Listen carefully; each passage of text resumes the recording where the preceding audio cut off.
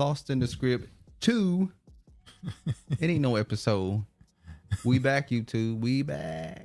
Y'all thought we were gone, didn't you? Oh, Lord. All right. Can't hold a good Negro down.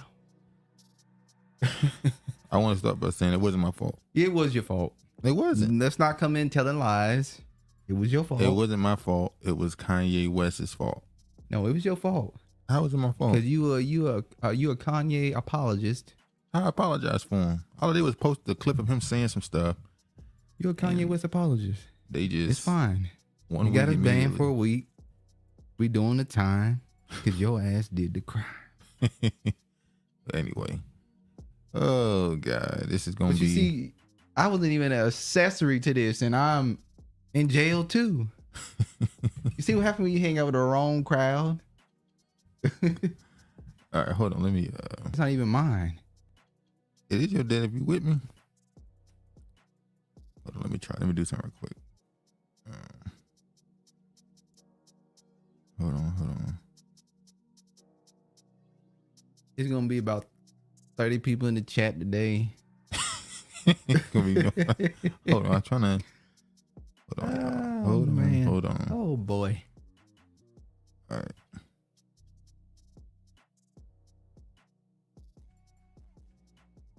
Come on, thing. Oh, God. This is going to be a headache. Come on now, man. We can't hold the people up. The people. You got all these people waiting on you to get this thing going. All right, hold on. I got to click this. I'm gonna tell you like Ike told Tina, you need to get out there and get on that stage. We got a whole bunch of people out there waiting on us. We sold out. All right. And done. Okay. Let's get out of this.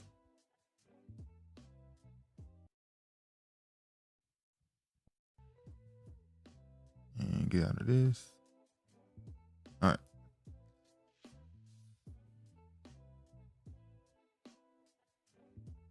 Okay. Let's get to it then. Quick little story to start. Ice Cube says Warner Brothers won't give him Friday rights and he's not buying them. F no, I'm not paying for my own stuff. So he want the people to rally. He want black people to go out here and do what we did for Kyrie. He wanted Hebrew Israelites to come out for him this time.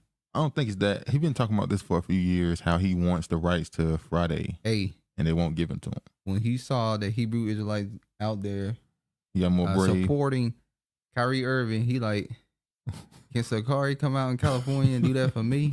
I don't think they got the numbers. Nah, they ain't got the numbers for it. But they got the numbers, but I don't think, yeah. Let's just say this, right? What the? Okay. You got a situation where he probably felt the need to give the rights away so that the movie could be put out. Uh-huh. So now, 20-something years later, it's like, all right, can I get what I made? Can I get it back since y'all not doing nothing with it? Y'all just got it sitting dormant. Let me do something with my franchise. This is what happens when you are in a society that's not yours. They control everything, and we know who got the rights. It's the tiny hats. We already know who got it, and that's the part. It's the tiny hats. And I wonder if is he ready to say it? How long? He should be. How long before Ice Cube comes out in the media and says, remember he got hit with this in the 90s, the anti-Semitism stuff in the 90s. Yeah.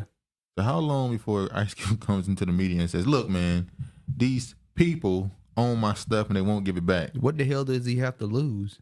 He said during the COVID, he lost money because he would refuse to take the jab. Yeah. The safe vaccine. Yeah, safe and effective. So what do you have to lose? I'm out and say the tiny hats won't give me my shit. And yes, they do control and run everything. It said Ice Cube wants full control of Friday film franchise, but he says Warner Brothers is standing in his way, appearing on the most recent episode of Mike Tyson's Hot Boxing podcast. Now, every podcast he's going on so far, he's bringing this up. He brought it up on $1 Million Worth of Game, Hot Boxing. So he seems to be building momentum on these platforms. Interesting that he went on Mike Tyson, the Netflix series about Mike Tyson. He said, Hulu. It's a Hulu. The Hulu series on Mike Tyson. He said he has no involvement in that. He said heads will roll, but we ain't seen no head. The only head that's gonna roll is his. Now, I have a theory about Mike Tyson. I don't think he owns the rights to his likeness. Mike Tyson had been rolling for quite some time. Because Muhammad Ali, he had to sell the rights to his name and likeness in order to not go bankrupt and broke. That's unfortunate. That's what happened to our legends. They go broke because, you know. Except for Mr. Floyd Mayweather, who they banking and hoping on that he goes broke. Here's the difference with Floyd Mayweather. Floyd Mayweather never signed in the sport endorsement deal that took his likes and right. He never signed a shoe deal. He never did a deal with any companies that required him to do commercials and stuff like that. Which means he's controlled in an asset. He owns himself. Still is. Well, he's owned in a different way, I think. But he's not owned by a lot of these corporations. He don't have them all over his body and own his likeness. So, but he know what to say and what not to say. Exactly. Cube urged the studio to give him the rights to the franchise and rejected the possibility of buying the rights from the studio himself. Cube starred and wrote 3 Friday movies, all of which were produced and distributed by New Line Cinema. Warner Brothers now owns New Line, so Cube can't move forward on 4th Friday movie without the studio's blessing. Okay. So they didn't own it then when he was... So Warner Brothers only owns it because they purchased New Line Cinema. So New Line Cinema would let him, release it or whatever. The problem is... Warner Brothers. And we know who owns or runs Warner Brothers. Shirley Temple. So you got a situation where a new company comes in and purchases another company and you get kind of caught up in it. I think it was intentional. I don't know. Warner Brothers is weird right now. Cube said when asked about 4th Friday movie, which is to be titled Last Friday. I don't know what they're doing. They don't know what they're doing. We love to have it back. I think it's going to be close to time when we get it back. So we'll either wait for that time or we'll keep trying to convince them that they need to let us control the movie. It's my movie, but they have distribution control. Well, damn, by the time you get the movie back, how old are y'all going to be? I mean, no offense. They can't be running the streets at... Pops already died. Debo already died. Debo's dead. So who going to be the new... What's his name? The dude who played... Ezell died. Well, he still has Ricky Smiley, who played the thief in the last one. Ricky Smiley too old.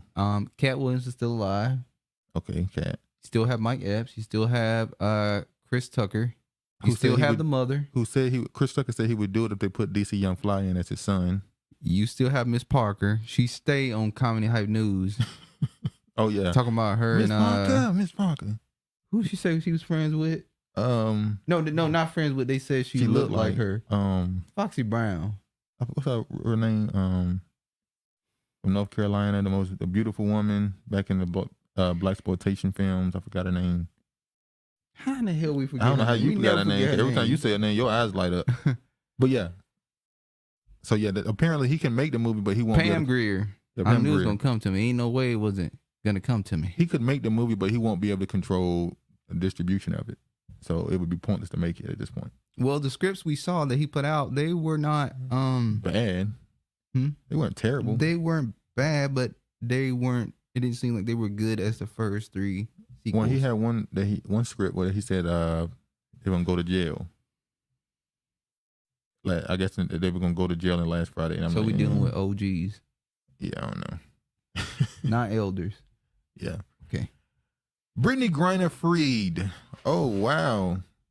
It said it gonna happen at the end of the year, and then it happened at the end of the year. Who did she go home to first? Her wife or Anthony Davis?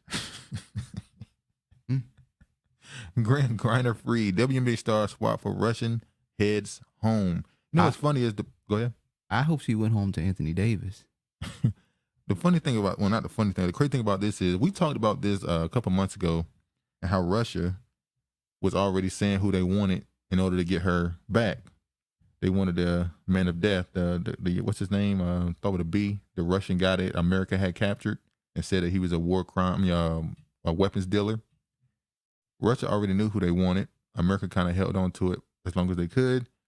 They released, now look, there's a segment of people that's like, oh, good, you released a quote unquote black woman from her, unnecessary imprisonment and all that stuff. But you also had a group of people of all races like, hold on, no offense, but you release a WNBA player for a arms dealer.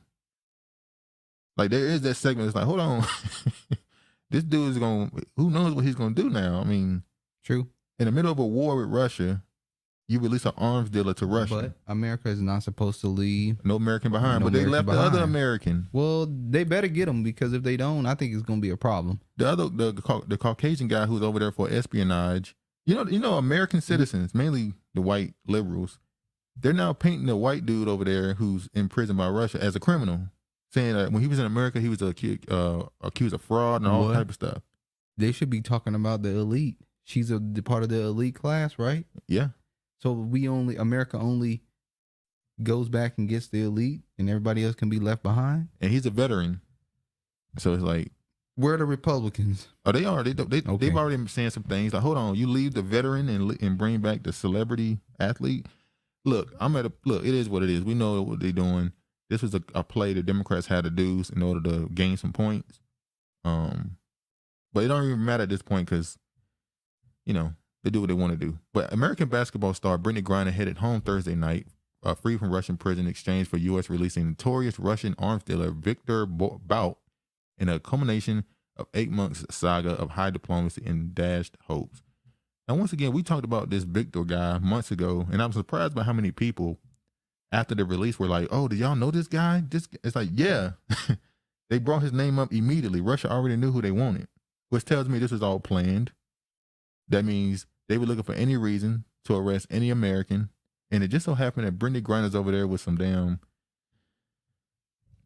oils. We'll call them she oils. had a status. She had a lot of tags with her. Yeah, and it was easy to get. She's a gay black woman. So now when we look at this situation, quote unquote, when we look at this situation, we could say, well, Russia just traded one American citizen for an arms dealer. Who won that trade? Did both win because they got their citizens back, or the one who traded for an arms dealer?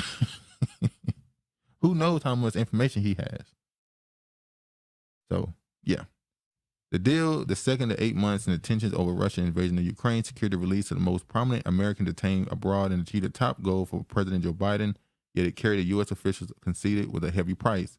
She's safe. She's on a plane. She's on her way home. Biden said from the White House, where she'll be accompanied by Brittany Griner, the administrative officials. So basically, and also the family of the guy who had to stay.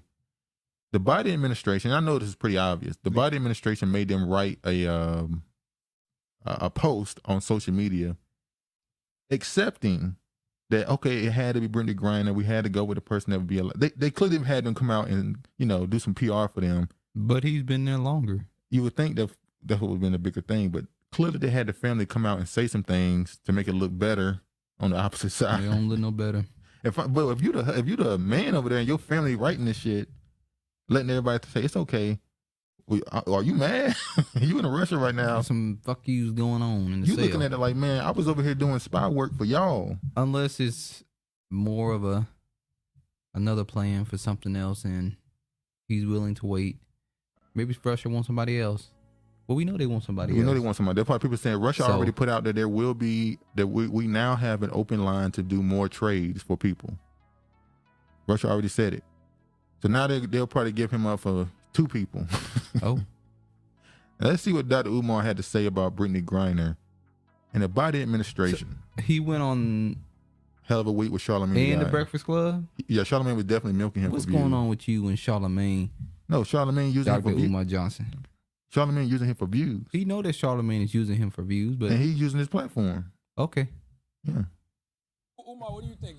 What does this do for the Biden administration? Does it do you respect them more? Absolutely not. Okay. I remember when Joe Biden was having a conversation with you and he told black people that if you don't vote for him, you're not black. Mm-hmm. And then after he got elected, he took care of every other constituency except Black America. When they look at Brittany Griner, they're looking at 4 distinct voter bases. You're looking at the celebrity base, you're looking at the LGBTQ base, you're looking at the woman base, and you're looking at the African American base. These are going to be 4 very critical voter bases come election time. So they're really just arming up for that war against Donald Trump. Umar, what do you think? True. It's common sense. He broke it down. This is just what you should. That's why I said they checking off boxes. This is what it is, you know. Oh, let me. Okay. This should be what it. I forget sometimes Dr. Umar Johnson is, you know, not really of the Black American descent, but you know he's grafted in. Since he's been talking about reparations too, people been bringing it up. But there are people that are special that are grafted in, and he's one of them. Oh, he grafted in. I did not know Farrakhan's father was white. What? Or biracial. Okay. Either way. Have you seen the picture of the man? I'm not surprised. Shout out to UBTV. He did a Boule. You know he does his Boule series. Yeah. And somebody comments and said, and Farrakhan's father is white. I said, what? I went and looked it up, and he looked like a white man. I'm pretty sure he is a maroon. Yeah, something like or that. I don't think it's maroon. Half. Yeah, something the way like he looked, it's like 1/3. Well, also, are you sure that person they bring up isn't It's his. Isn't the guy who started the Nation of Islam? No, that's his father. That guy's white. He has a biological father, and then he has a stepfather. His mother named him after the stepfather, which was a black man. He clearly says when his mother was messing around with a black dude, then she started messing around with his biological father. She's waiting for the baby to be born. When he came out looking the way he looked, he knew that it was not his, and he left his mother. So his father is either biracial or 1/3, but I don't know. He ain't black, I know that. Mama was getting around. I wouldn't say the mother was getting around.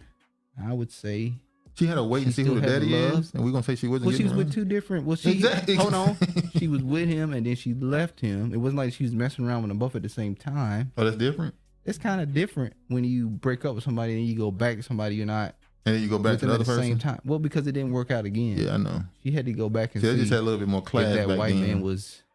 They just had a little more class still with it putting back it down, then. and then she realized, oh, the black man was putting it down better. I don't think that's what it was. Well, what was it, dude? I don't know. Ex-cop who kneeled on George Floyd's back gets 3.5-year term. So they finally gave him a sentence, 3.5 years. Ooh. I mean, yeah, he got 3 years. Finally getting this story out of the way. What is he? I think he's supposed to be black and something else. Supposed to be. I think he's like Asian or something. I don't know. Or Ireland. His last name is I know his last name. Where is it? Yeah, Alexander Kuhn. Oh, King? yeah. Kuhn. Kueng. Yeah. Maybe Kung or something, but not no damn Kuhn. I don't know. Trial for Texas officer who killed black woman hinges on gun. This is the case of Anita Jefferson. Was holding a gun but never raised it to the point at a white police officer who fatally shot her through the rear window of her Texas home. The black woman's 11-year-old nephew testified at the officer's murder trial Monday. Defense attorney contended that the child was otherwise immediately after the shooting. What? That the child said otherwise immediately after the shooting. The child's testimony touched on the issue at the heart of the long-delayed case, charging Aaron Dean with Jefferson's killing, whether the Fort Worth officer saw Jefferson's gun before he shot her. Dean quit and was charged with murder 2 days after the killing of the 28-year-old while responding to a call about an open front door on October 12, 2019. Body camera footage showed that neither Dean nor other responding officers identified themselves as police at the house. Dean's attorney, Miles, said the officers opened fire after seeing a silhouette of Jefferson with a gun in the window and a green laser sight pointed at him. Prosecutors told the jury that the evidence would show otherwise. That night, Jefferson, who was playing video games with her nephew, Zion Carr, who told a court Monday that his aunt pulled out a gun after hearing suspicious noise behind the house. Zion, then 8, said the gun was only ever pointed down, but he acknowledged not remembering parts of what happened. She just held it next to her side. She didn't point it up. She just kept it next to her. He told prosecutors who the child previously said his aunt had pulled the gun up a little bit. On cross-examination of the overflowing courtroom, Dean's defense said Zion told a specialized interviewer in a recorded session after the shooting that Jefferson had raised the gun. The child denied this. In 2019, the case was unusual for the relative speed with which, amid public outrage, the Fort Worth Police Department released the video and arrested Dean. Since then, it has been repeatedly postponed amid lawyerly wrangling and the terminal illness of Dean's lead attorney in the COVID-19 pandemic. Ain't that what they were doing with Amber Geiger? Nah, they got her up in there quick, didn't they? Oh, there was somebody they kept changing the dates in the courts, and Might have been her. I don't know. But this story was sad. She was just in her house with her nephew playing video games. somebody decided to do a welfare check. Somebody decided to call the police. Oh, their door open. What? I mean, was it the first time he had ever seen the door open? I don't know. But, it is what it is. You could have went and checked. Oh, yeah, exactly. Well, we can't blame him for that. It's your neighbor. You clearly know them. You calling the cops to check on them. He was trying to be cautious. He or she? It was an old black dude that called. Okay, so why didn't he take his ass over there to see what's going on? Because he didn't want to get hurt, dude. There's a cell phone. He could take a cell phone with him. Went to the street. Called. Do you got a number? No. You should have called or yelled out. Yes, Is everything okay over there? Yeah. And then somebody come out, pop, pop. If he that scared, then why are you sitting in your house? Look what happened. Look what happened now. We can't blame him for that. Because you're scary. Dude. Can't blame him for that. Self-policing. I agree, if you that weird, you could have took that. your ass over there and checked. Just being honest. Now, let's say right here, fellow officer says... black man is not your property. Fellow officer says Aaron Dean did not mention gun before a fatal shooting of black woman. The officer testified that Dean never said the word gun or said that he saw someone with a firearm before he shot Anita Jefferson in her home. I think they're more likely to let him off. All they're going to say is when she did have a gun. Even though it was legal, even though she's allowed to have one, this is Texas. Shouldn't be a police officer if you're scared. Exactly. If you start shooting the second you see a gun, and damn, you all walking on somebody's property and don't know who you is. But just sad. Judge dismisses criminal charges against ex-Michigan Governor Rick Snyder in Flint water crisis. Wow. It's not the governor's fault that there is no clean water in the city. Nope. Then who do we blame? Do we go even further up and blame the president of the United States? Well, no, you're not allowed to do that because they'll say it's local. Do we blame the mayor? Well, that's what they want to go after, I guess. Do we blame the water company? Who takes the blame for this? This doesn't go away. Well, we'll see. Obviously, they're still going to try to keep pursuing people over this, but we'll see. This been when this story first came up, we spoke on it. I spoke on it a little bit, and the story getting bigger and bigger. The backlash is way more than I thought it would be. I thought it would be, oh, he left, whatever. No, people were really mad, really, really mad that he left JSU. He's come out and made responses to it. He spoke to students at JSU on his Instagram Live where he spoke with people one-on-one. Students or former players of his have come out and defended him. They've said, what you expect them to say. He's a good coach. He taught us, elevate. You either elevate or they're going to get rid of you. Either you want to elevate or they're going to terminate you. Like if he didn't go undefeated at JSU, would they care about him leaving? Or would they have fired him anyway? That's the point they're trying to make. That's the way he's convinced them to justify his leaving. As you can hear, Jackson State football players defend Deion Sanders' move to Colorado amid backlash. Oh, man.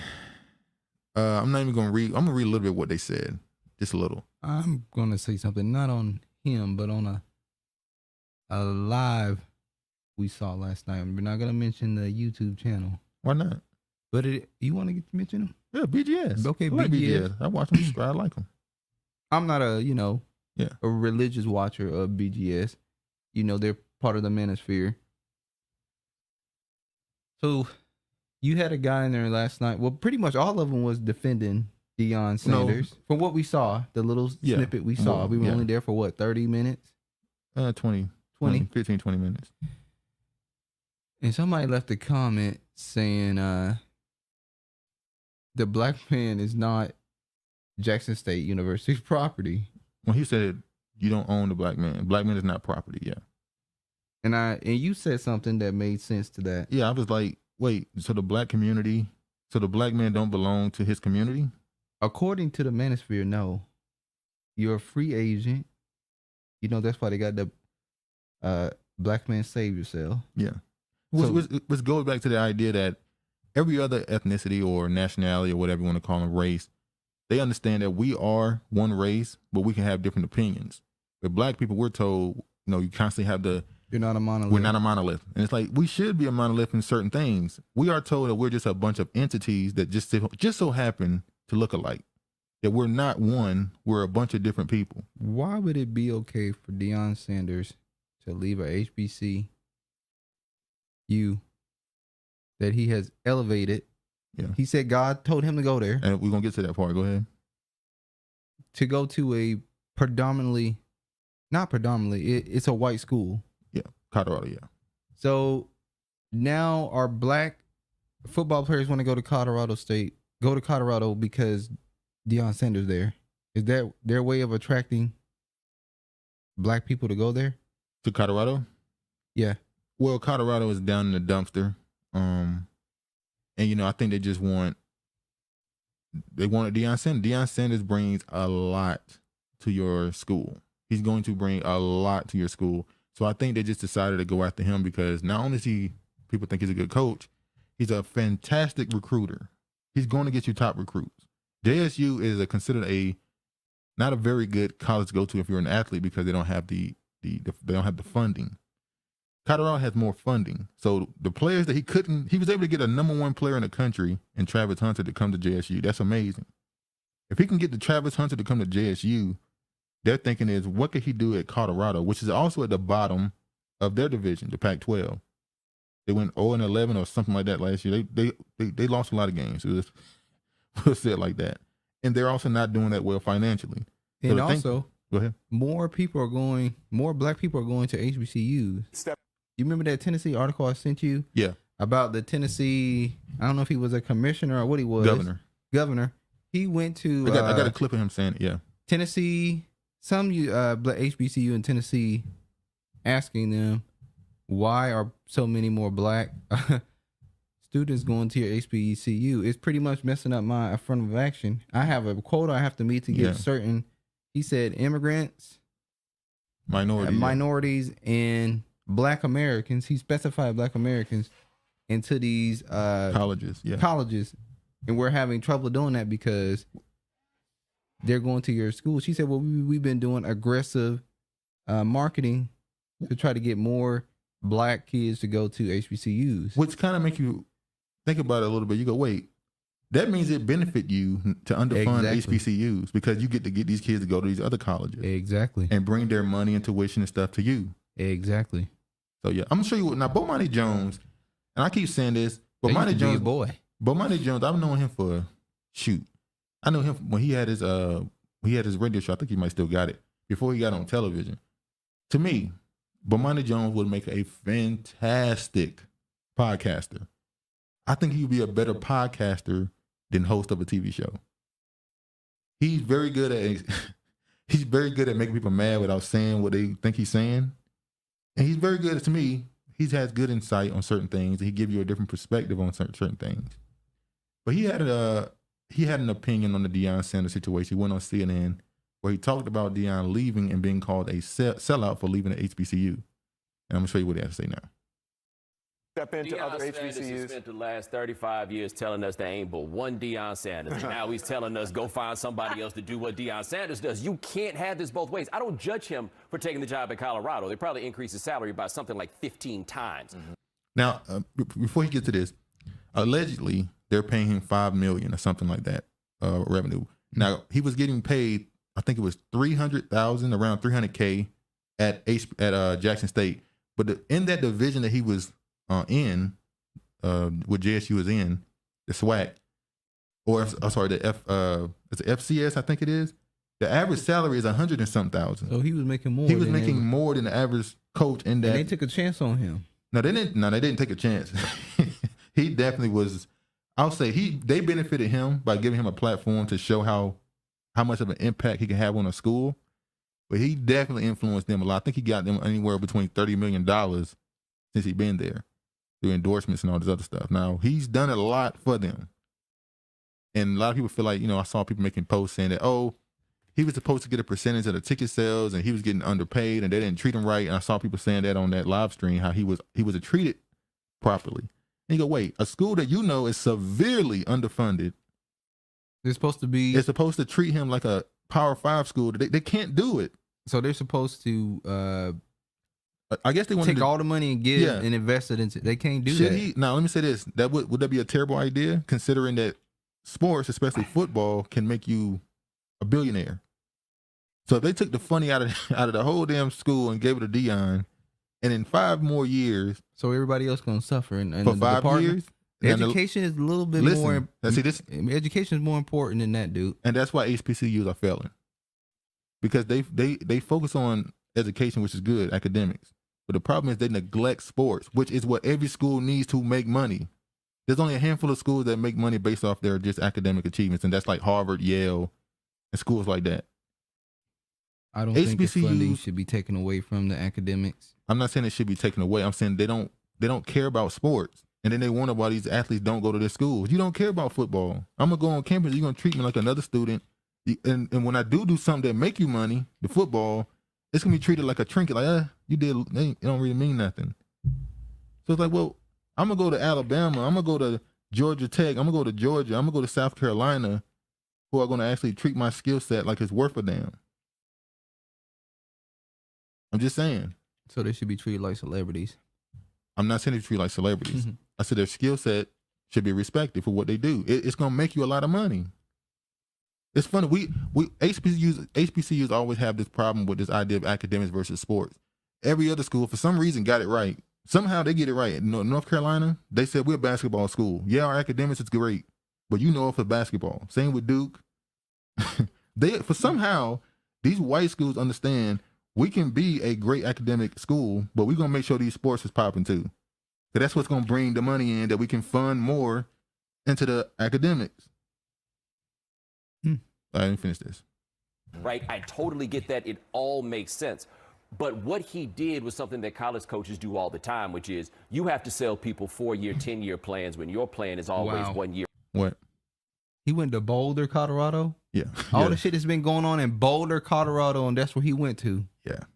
At a time. That's the only way that you could really pull that off. And so he came in and he sold a long-term vision for what was going on at Jackson State, but his goals and ambitions were always to be a Power 5 head coach. My take has always been he went to Jackson State primarily because he wanted to be a head coach, but didn't want to ever be anybody's assistant coach. So he had to find somebody that would give him a job and make him a head coach, and so he could have that on his resume, and then he could take that to try to get the job that he actually wanted. Jackson State was the place that could do it, and he did a lot of good work while he was at Jackson State. But all the bigger, grandiose notions of what he was doing for somebody else, no, it was what it always is. He did it for Deion, and that's fine if you don't tell us that you're trying to do this for somebody else. But can't he do both? Can't he go to a program and be there for 3 years, only have 5 losses like he did, and bring the attention? Maybe the next person won't be, prime time. They won't be as charismatic as he is. But he still did bring attention to it. And what I've seen from the athletic director and other people is they were grateful for him. And they talked about him going on, and something he signaled because of the financial disparities here. No, he's very good, but I think the magnitude of the financial disparity is so much greater than anybody realizes. I think the magnitude of the financial disparity between HBCUs and other FCS schools, the smaller division in Division I, is bigger than people realize it is. So there's room to criticize him for the way that he has left and for the fact that his initial rhetoric is not in line with his ultimate. Bomani, what would you have him do? What would you have the man do? Oh, well, I wouldn't have come in the first place and said that God sent me here to fix it. And that's the biggest point to me. I'm able to look at this from both sides of the people, the JSU people or the HBCU alumni who are angry with Deion Sanders. But I also understand the people that's like, hey, man, it is what it is. Because you can't come in saying, God told me to come here. Get there, talk all this black stuff. Oh, I love to see these black people in the crowd and these black players need to come to HBCU. You can't talk that way and then leave and say, hey, man, what about my life? He literally said that. What about my life? It's like, well, you were just talking about the community and the culture of HBCU. Now you're saying you. I guess he's saying the Most High only sent him there for a season. Oh, you know how you say send people for seasons. He didn't send him to be there forever. Just for a season. And his time is up. Dead Geechee's over. The dead Geechee's over. You know, it's funny because there was a viral clip of a dude on the podcast saying, in a few years, we're going to look back and say we were cooning for Deion Sanders. You talking about that dude? Yeah, he said he came here, used us, used HBCU culture, and he going to move on to another school, and we're going to look back and say he really turned us into, we was cooning for him. Oh, he hasn't changed his thing yet in his Twitter. Who? Deion. Well, he said he going to coast the one. Didn't he say he going to coast the Celebration Bowl still? I don't know. Maybe I got that wrong. Now, I want to show you something, and I was surprised by this. And this is how you know certain people Somebody said he used them. Certain people learning how to be more political. And I noticed this the last couple of years. Politics is definitely becoming a bigger thing amongst the So Tariq is going to say... let me finish. Politics is becoming a much bigger thing amongst YouTubers, black YouTubers. People learning to maneuver certain topics and get the hell away from them. Like, speaking of that, Bomani Jones. I remember a few years ago, Bomani Jones, he tried to speak on the LeVar Ball situation. Remember Christine, he raped me Leahy when he got into an argument with her? And Bomani Jones went on his show and said, we're going to see if he apologizes. And black people were like, wait, apologize? And he said that he was going to talk about it on his show, but then when the show came on, he said, I can't talk about it. They wouldn't clear the clip. I said, oh, he realized to get the hell away from that story. Get the hell away from that story and just move on, because niggas is not feeling my point. He going to have to delete his account. Yeah, he had to tap the inside of that one. He's like, oh, we couldn't get the clip. Sorry, guys. Nigga, you could have still talked about it. We ain't need to hear what they said. We know what they said. Let me show you what Tariq Nasheed had to say about the Deion Sanders leaving HBCU. I already know. Somebody said he used them. No. Because that school wasn't popping like that until Deion came and made it pop off. Let's be real. Now, I watched that school. Now, as you know, I watched a lot of HBCU media the last couple of months. Because of Deion Sanders? No. Oh, okay. I watched a lot of I know about Southern. I know about Grambling. A lot of those schools. A lot of the teams, the SWAC. Also I forgot the other conference name. What made you start watching it? Yeah, it was Deion. Oh, okay. But I'm saying I didn't just watch the content that people that like Deion. A lot of people I watched hated him. One guy I watched, you know who I'm talking about. He hated Deion. You like to watch stuff that you don't agree with. Anyway, let me move on. But I watched a lot of the media. They said JSU has only been down like this for the last couple of years. Before that, they were a top school in their division. Now, I don't know how true that is, but this whole them losing thing, they said this is new. This ain't us. We don't just lose all the time. We've been down for the last 3 or 4 years. So I won't say they was popping, like being mainstream, ESPN, trending all across social media popular, but they were a school within their division that was respected. Dude, that school wasn't popping like that. Deion made that school pop off, made the team pop off, and keep it a buck. Deion actually started to make HBCU teams really pop off now. You see what I'm saying? Deion made the HBCU teams as a whole, just the whole look pop off. He made it a thing. So that's his opinion on it. You didn't watch much of it, so you can't really disagree with I don't think you could disagree with him because you didn't watch it, but yeah. I don't know if I can say I will say since you've been alive, have you heard about HBCUs more than you had the last 2 or 3 years? It don't matter. I'm saying, have you? No, but it don't matter. Well, how don't it matter if it's true? Now let's see what Deion had to say at his press conference when he went to Colorado. The thing that alarms me the most is just because I'm leaving Jackson, they think that I'm leaving African Americans. I don't know if you noticed or not, but I'm black. I can never leave who I am and what I am and how I am and how I go about being that. So it is still my task to look in that locker room and see 65 to 70% of African American men trying to help them get to the next level, as well as all the others.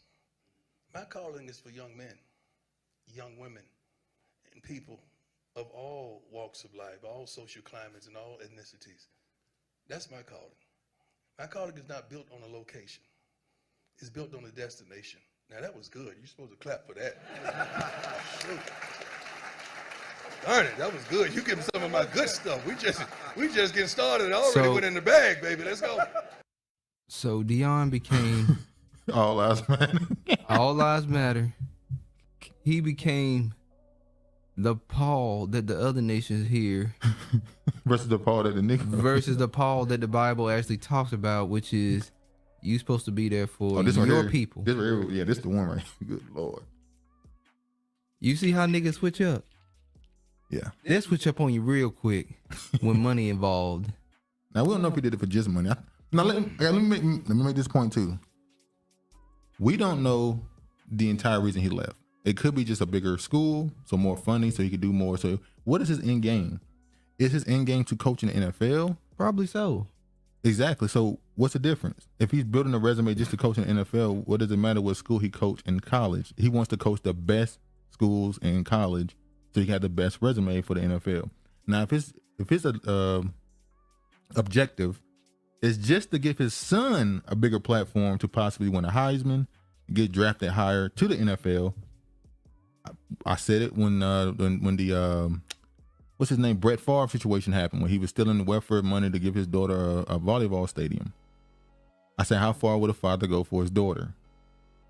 I can also say, how far would a father go for his child? If Deion Sanders' ultimate goal is to get his son the biggest platform so that he have a biggest chance or the easiest chance to get to the NFL and have a successful career, can you really attack him for what he's doing? At Jackson State, he's not winning the Heisman.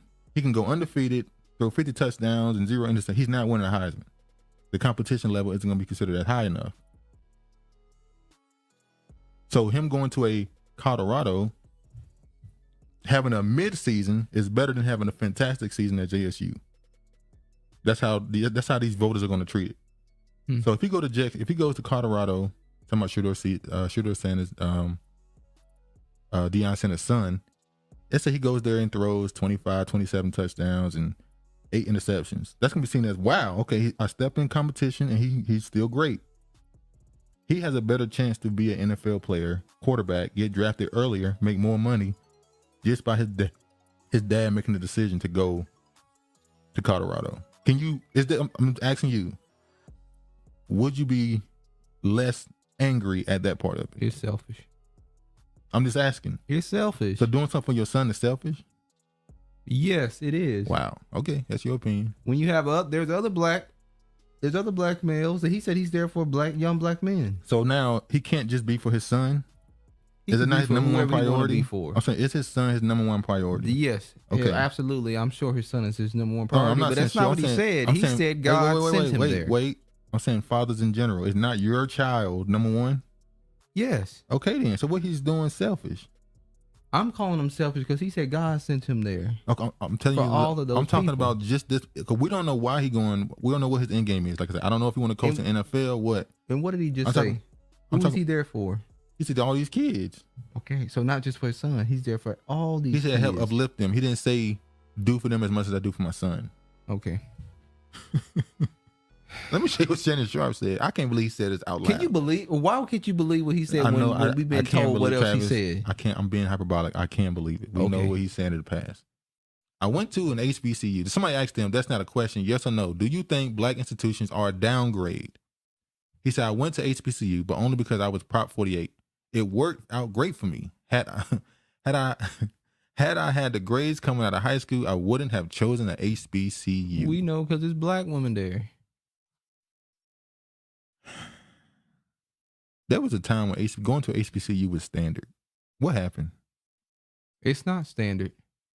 I know it's not now. Because we don't like to be around one another. And it's funny because the first thing he got in his bio is graduate of Savannah State University. But you just said if you had the grades, you wouldn't have went there. That's to give him brownie points. For going to a black school. And we know there's this big thing when you start talking about HBCUs. And I didn't go to no HBCU.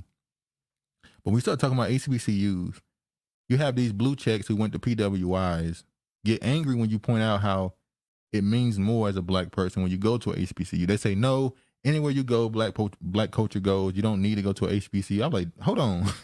How y'all taught this black upliftment, black power stuff, and you don't even want to go to a black college. Anywhere I go, I take black culture with me. That's why you got the girl in Cali, I think it's USC, who's starting the dancing thing, copying the HBCU girls. It's Do you take black culture to corporate America? That's what they're trying to say. Even though they make them change their hair and everything. Yeah. At what Kevin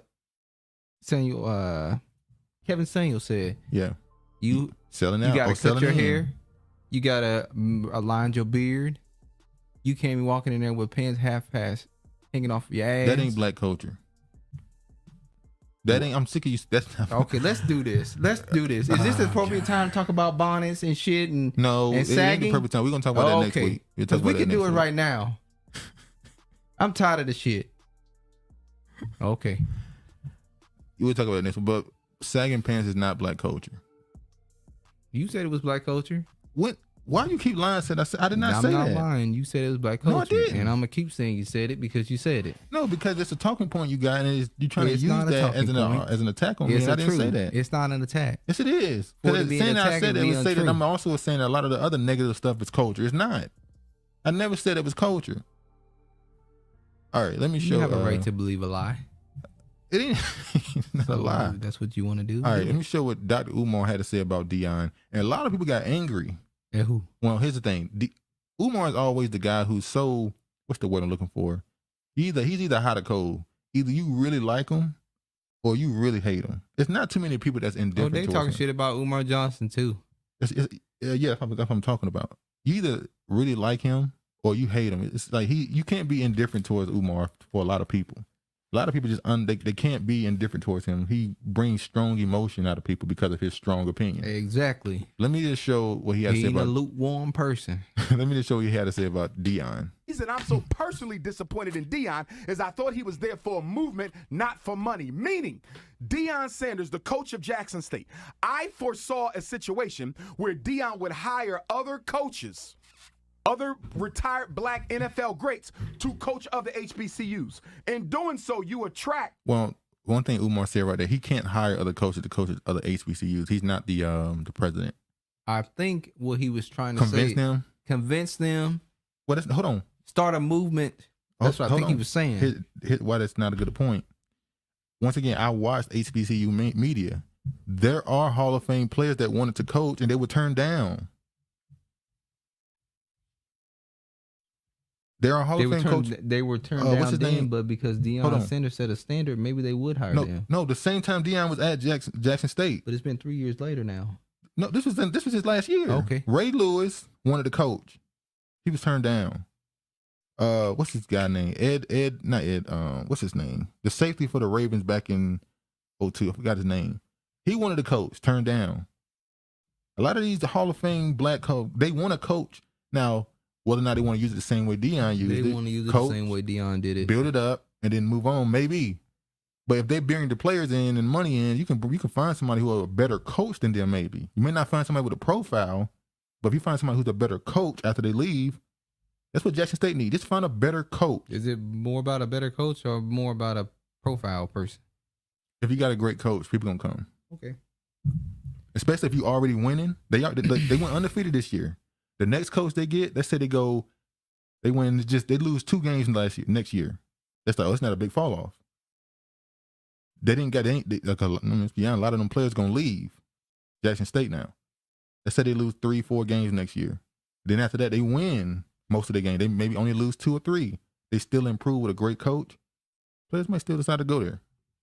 Our top tier high school athletes to come to HBCU. Maybe. Stay with me. Eddie George is at Tennessee State. Stay with me. Football and you know, like I know, if you got top tier NFL greats coaching HBCUs, the athletes are coming just like they was coming for Deion. He showed you, Charlamagne. Deion, though. He showed Dr. you. Umar. And his other ones just as great. They come with Ray Lewis is coaching. If Ray Lewis is coaching one of them schools, the players are coming. Most famous people ever. And his other one's just as great. So listen. Eddie George at Tennessee State. That's one person. We talking about a system, not an individual. So Deion and these other coaches bring all these athletes from high school to play football, basketball, so forth. The revenue of the HBCU goes up, Envy. As a result of the revenue going up, Charlamagne, the schools got more money. They don't have to subject themselves to closure. They don't have to subject themselves to being dependent on white money. You got HBCUs at risk of being closed. I read something that said almost a half of them. A half may not survive the decade. So this was bigger than football. This was about the survival of the HBCU. It's bigger than Now, let me say this. Is it fair to put this type of pressure on one man? Is it fair to have all these expectations on just Deion? What about the president of the SWAC? What about the president that tell all the schools and run all this stuff? I would say if an individual comes to you saying God sent them No. there, I'm not asking that. I'm saying why? What? he's His job- expecting to have a certain level of pressure on him. So you want to deify him? How am I You deifying want to make him him? a savior of all HBCUs? He said he was a savior. God He sent did him not say there. no savior. He said God sent me here. What It's not God the sent same- him there for? My point is, What is did it- God send him there for? He said it to help change JSU and HBCU culture, and did he not do that? Once again, I'm in the middle with this. I understand. Listen, we can keep going. We can just move on. To be I'm honest, not with asking you a because question I you don't want didn't to talk answer. about him really. You didn't answer the question. What's your question, dude? Is it fair to put those levels that? Yes, I said yes. It's fair to put it on him. Wow. You have any more questions? No, that's it. Okay. Deion know, Especially Dr. Umar. no, Yes, no, it is. I think no. we- Stop trying you to. bla- you're blaming stop an trying individual. to- No, you're stop trying to give you're- celebrities a pass, but Charlamagne. no, you're blaming an individual I'm not instead of talking blaming about him. the issue. I'm blaming black men for not being men. But you know what? I'm blaming us for Listen. not being men. That was an unmanly move. Can you admit one thing? Deion could have went down in history, Are brother. HBCUs chronically underfunded? Of course. Were they chronically underfunded before Deion? Yes. Yes. Will they be chronically underfunded after Deion? Yes. Absolutely. What are those reasons that they're chronically underfunded? We don't get Because back. we as black men have not come together to create the funding source to make sure they survive. I don't want to hear about the government. We have too No, many that- wealthy that- blacks. that's one- Y'all exactly. interview them every Listen, day. I'm- No, that's a fire. That's true. Stop expecting. We know they underfunding you, but you could do it yourself. Where's LeBron? Exactly. Ain't he supposed to be a He supports FAMU, Florida State. He's supposed to support the HBCU FAMU, but I don't know how much money he gave him. I'm with you. So you got low donors, low alumni donors, Okay. right? Okay. Low endowments. Correct. What a That's us boule. problem.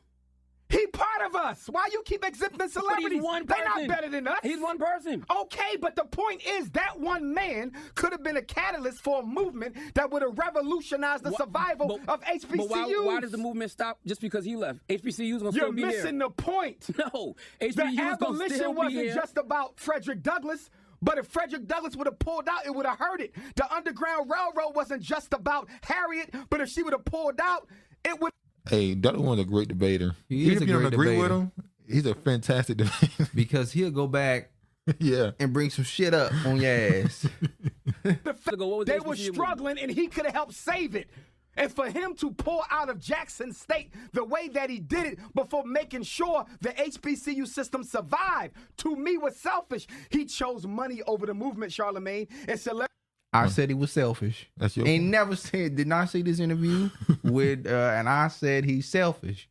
Celebrities do it all the time, and y'all want to give him a pass. Nobody get no pass. That's I don't very care unfair who to say. Deion Sanders is. He had a chance to help, and he hurt, and y'all want to condone that because you black celebrities are not committed to the best interests of black people. Because they had financial issues. When he went to Jackson State for $1.2 million for 4 years and said, you know what, y'all He didn't take even stay for 4 years. But listen, y'all take half this salary and go $600,000 build back into a it for better the facility. relax, go build a better facility for students, and he got to pay back $300,000. And after all that, I'm still going to leave Jackson State for a super white college that got a 1.6 black student. But you ain't let me finish my point. Rate. No, How can no, you- wait. how can you say he's about- 1.6 black students, which means the only blacks on that campus are the. Are the athletes. Are the athletes. Thank you. Thank you, brother. Dr. Umar Johnson. Thank you. Thank you. Thank And you. you're going to tell me that that's a step up? You sold us out for money, bro. How can you say They it's always about sell money us when out. when his track record shows He stayed don't for pour 3 in the years. kids That for was money. no commitment. His track record shows that if white people give me the money, I'll turn my back on the HBCU disagree. system. You damn Skippy. Okay. You damn Skippy. That's why they were mad with Umar. You damn Skippy. And that's why they was mad with Umar right there. If you can't handle the smoke, don't. If If you're scared, go to church. If you scared, go to church. If not, you're gonna be shaking like a hoe in church, like Charlamagne, waiting on your CEO to text you when you get off. But that's what he did. I disagree. That's what he just did. I disagree. Come on, man. If he would have stayed there, if Deion would have stayed there, like I said, he could have brought other black coaches in, former NFL greats. They would have raised the revenue of the HBCU, which is so critical now. Why? Because the Asians are being financed by white folks to kick what little blacks are left on the PWI campus off. So that means the critical importance of the HBCU is greater now than it's ever been. So for Deion, especially to get rid of affirmative action, which Asians are against, by the way, because they said it stops them from getting to college at the level they should be, especially in places like Yale and Harvard and stuff. Because you have to put all these Negroes in our place. This is why we're immigrants too. We're people of color. No, that's why they were fighting for that anti-Asian hate thing. They were trying to make themselves a minority. They were considered a minority, but they were considered almost white adjacent. They weren't considered a minority like, blacks and whatever.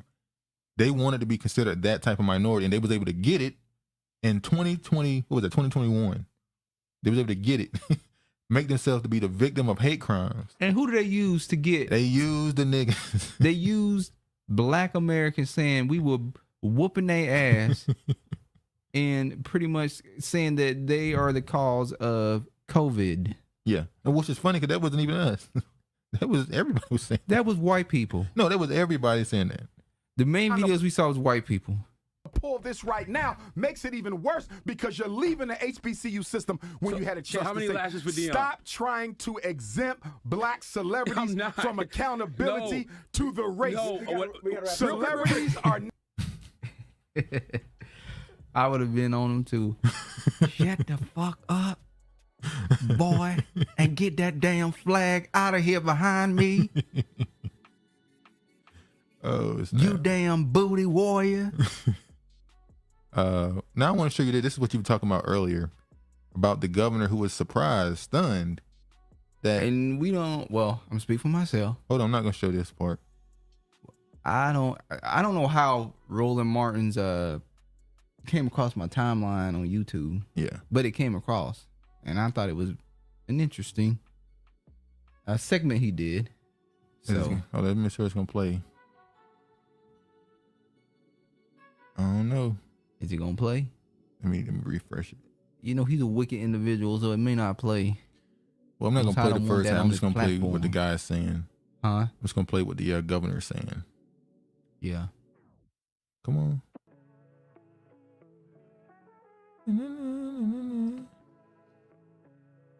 All right.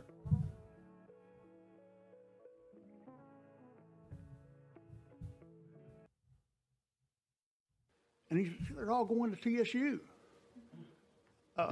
TSU. Are we doing a disservice to all the other universities on trying to recruit African American students and minority students because y'all have made such an aggressive promise to these students to come there that they're bypassing and get a same education? I mean, it sounded like he wanted to say better, but he said same. He said bypassing the same education, like he about to say bypassing a better education at another school. You got them coming to this HBCU when they can, get a better education over these PWIs. He wanted to say better education. He definitely wanted to say it, but he couldn't say it because it was crazy. He'd been fired then under him. Well, they wouldn't fire him, but no, fire. Oh yeah, he firestorm. A firestorm on his ass. Yeah, definitely. I'm trying to figure out, in my mind, all of a sudden 2,000 students out of the blue decided, no pun intended, because that's the colors of the school. Yeah, out of the blue. Why did they come to TSU? Was it the aggressive marketing campaign, or was it because? It was the high standards of TSU, the quality education they're going to get at TSU. Yeah, Thank you, black she woman. Had to set the tone. Like, no, it's because we're actually a good school. Well, the black woman gonna set the tone. She said it's because she's actually nice about it. Yeah, she said it's because of our institution is actually worthy of these students. Because if it would have been enough. Excuse me, what did you just say? The reputation of whether the folks who's been there. We had, and the people who are there now. I have some people come because of the band. I mean, we like people to come because of programs. But I hear students who tell me, I want to go to TSU because of Rich Credit Band, who, by the way, I'm going to throw this in, who, by the way, just today got voted to be nominated for a Grammy Award, 2 Grammy Awards. The bands. So bands are now being nominated for Grammy Awards. Here's the thing, and that's some people say that's a negative. HBCUs are known for their bands so much that black people at HBCUs are kind of painted as people who don't care about sports. They come to the games just to hear the band and leave. Well, we're musical people. So it's like, well, that's why the sports ain't doing well. You ain't staying to watch the actual game. Now, we know the reason why they ain't staying because sometimes they losing. So if they losing, they ain't staying. You know, niggas, you know, they don't start really supporting until they start looking like it's doing good. And that's just the truth. Y'all know it. You know it. With anything you do. With anything you do, niggas don't start really jumping on it until they see. It gets big. Look at Obama. Even though Obama, when, you know, he's not black, but black people were not supporting him when he first came out. They waited to see how everybody's going to react to him. When he was winning those numbers, then they jumped on it. That's just how we is. We only support it when it's like it's already successful. Well, we know that Hillary was getting a lot of votes. Because white people, they get a pass. White people, they let them they could be at the bottom and they'll support that. Our aristocratic bands. So, and that's one of the reasons. And you know, you said it's almost like I'm punishing them or blaming them. We're not blaming them. We're happy. I just make the point that we did do some aggressive marketing. I say aggressive marketing. That means that we started meeting the students where they are. We had more digital marketing because, you know, students. And it's crazy because you got black people that don't know how to market. The black people, like, you have access to black people and you don't even know how to market to them. You don't know how to convince them to come because you know why? A lot of these HBCUs try their hardest to be like PWIs. Instead of being who they are, meeting, like you said, meeting people where they are, they try to be like a PWI. Yeah. And it don't work. People are like, well, if I'm gonna get this energy from you, I might as well just get it from them. She said they're coming back home. Just live in a digital world. Prior to COVID, they live in a digital world. COVID just pointed out to so many others that they live in that digital world. But because they're choosing TSU, I mean, that's a great thing. Let's keep it as a great thing, and not that it's taken away from UTC, because for years they took away from TSU and went to other places. So we're happy they're coming back home. Hit that boom. Oh, Lord, she had to throw that in at the end. Yes, that's right. Back home. Now look at this. Home. Now everybody's saying a part of the reason why Deion left because of money. But look at this. Colorado AD admits we don't have the money yet for Sanders deal. So where they gonna get the money from? So you go, wait, is this what people saying that JSU should have did? Just find the money. Where they gonna find the money from? I don't know. Same place Colorado gonna have to find it. Find the money to give it to him. I guess somebody's wife gonna be going to Dubai. Colorado athletic director Rick George may have hit a proverbial home run over the weekend as he hired Deion Sanders as the school's next football coach, but it came at a total cost that the schools couldn't pay quite yet if it had to. Sanders' deal with Colorado is for 5 years, $29 million, which is an average of $5.9 million per year. Sanders will make $5.5 million in year one and will earn $200,000 raises each year over the life of the contract. That's a lot. That's a lot.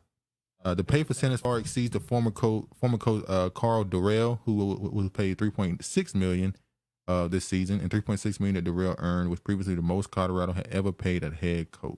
Is he gonna be saying "my nigga, my nigga"? Oh yeah, is he gonna be there saying that? Yeah, is he gonna be doing dancing with the crowd, and dancing around? Because they don't have bands. I mean, they have bands, but they're not doing the same thing there. Unless you want to try to bring it there. And then you're going to piss people. Oh, he going to be like that black girl who says she invented. Yeah. Then you're going to piss those HBCU people off real bad. All right. Now, this is last year. This is the biggest story. HBCU funding falls from $45 billion to $2 billion under latest Biden spending plan. Where's Donald Trump when you need him? Because he made it where they didn't even have to come up there no more. It just automatically kicked in. Trump said, I don't need a photo op no more. I'm the president. Now look at this. I'll give you your money. Now this is the Jerry Rice. This is a stadium that was dedicated to Jerry Rice at his HBCU. He went to HBCU as well, Mississippi Valley. Jerry Rice says a lot of work needed at stadium that bears his name. Mississippi Valley State is shutting down its stadium ahead of his home opener. The alma mater of Jerry Rice is trying to raise money for facilities.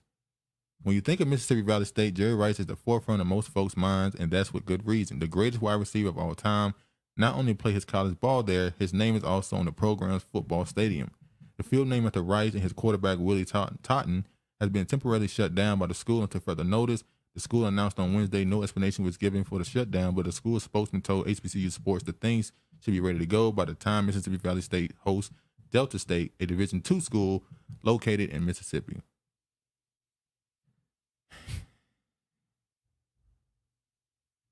This is part of the thing. Should he be needed to raise money to fix the stadium? Who?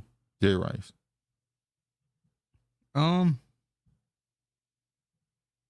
If the school built the stadium in his name for him, yeah, I would think they would be raising it on their own without him. That's what I'm saying. You're doing it in honor of him, so to kind of ask him to come out and use his name in order to get money is kind of tacky. Oh, George is here now. What up, George? Hell, George is in a damn building. What time is it? Oh, hell, George is here. Yeah, George said we here now. Hold on. All right. Let me, right here. All right. He said Umar gets fired up under the LGBT flag in the What you trying to say, George? What you trying to say about Umar? Well, we know what he got a problem with Umar. Didn't I tell you? He got a problem with any black leader that's against him being with them snow bunnies. Full text and recording of Van Jones' speech at a UJA-Federation Wall Street Dinner. Now, a lot of controversy came out of this, as when it was first reported by a reporter. He said that Van Jones, he posted it as Van Jones apologizes to Jewish people for their for how quiet they are because of Kanye's comments. Let me just show the tweet here. A lot of controversy behind it. Keynoting for Wall Street Dinner, Van Jones apologizes to Jewish community for the silence of my community, allowing an African-American icon praising Hitler and Nazis, and we act like we don't know where the hatred came from. But he says the silence is over. Now, this was a big deal. So a lot of black people are like, what? Who's Van Jones to apologize for black people? Like we embarrassing him or something.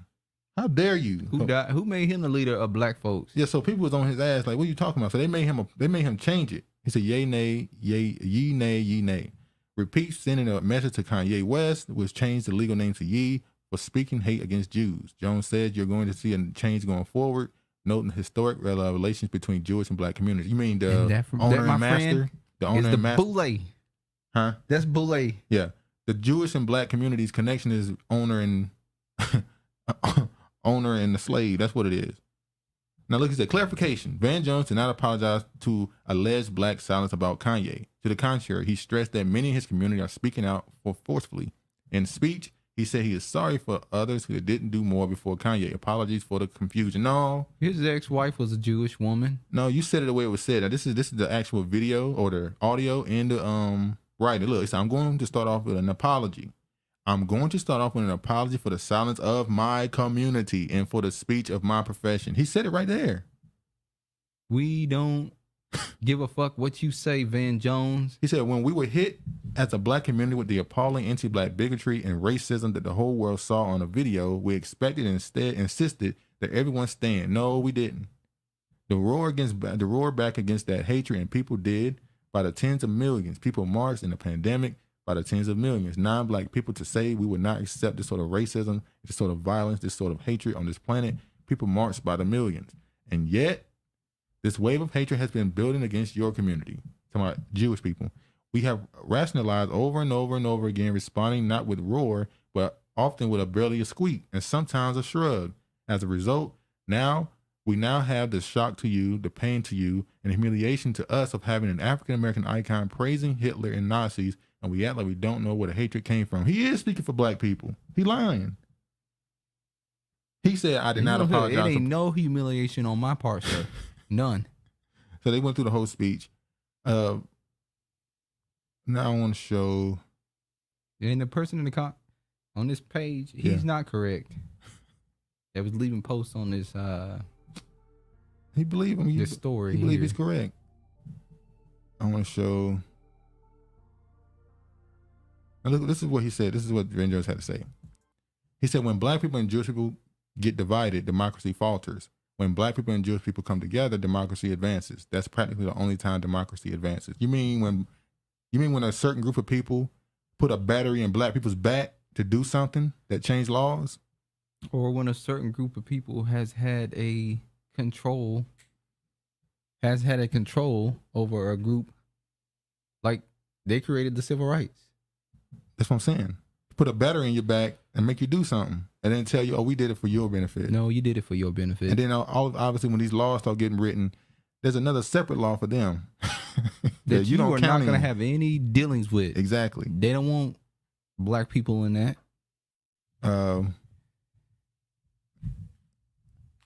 This dude said this tweet was going to be a thread about a bold-faced liar who called black media outlets to get them to retract the story, including my boss, but left the white media outlets alone. Then I thought about it and I said, maybe it's bald-faced liar. Anyway, so this is just him saying it out loud. This is the audio of him saying it. We don't need to listen to that. So he only did it to the black. Yeah, because that's the ones that influence the black people. You can't have black people saying, "Oh, this dude apologized for black people." Now let me see what he said. It's a concept with regard to the faith of the nations. The goal of the people of Israel is to spread knowledge of God to all the peoples of the earth. The goal is not to make everyone Jewish. We're called a kingdom of priests. Right. And that means that there has to be a flock. If we're the priests, there's got to be a flock.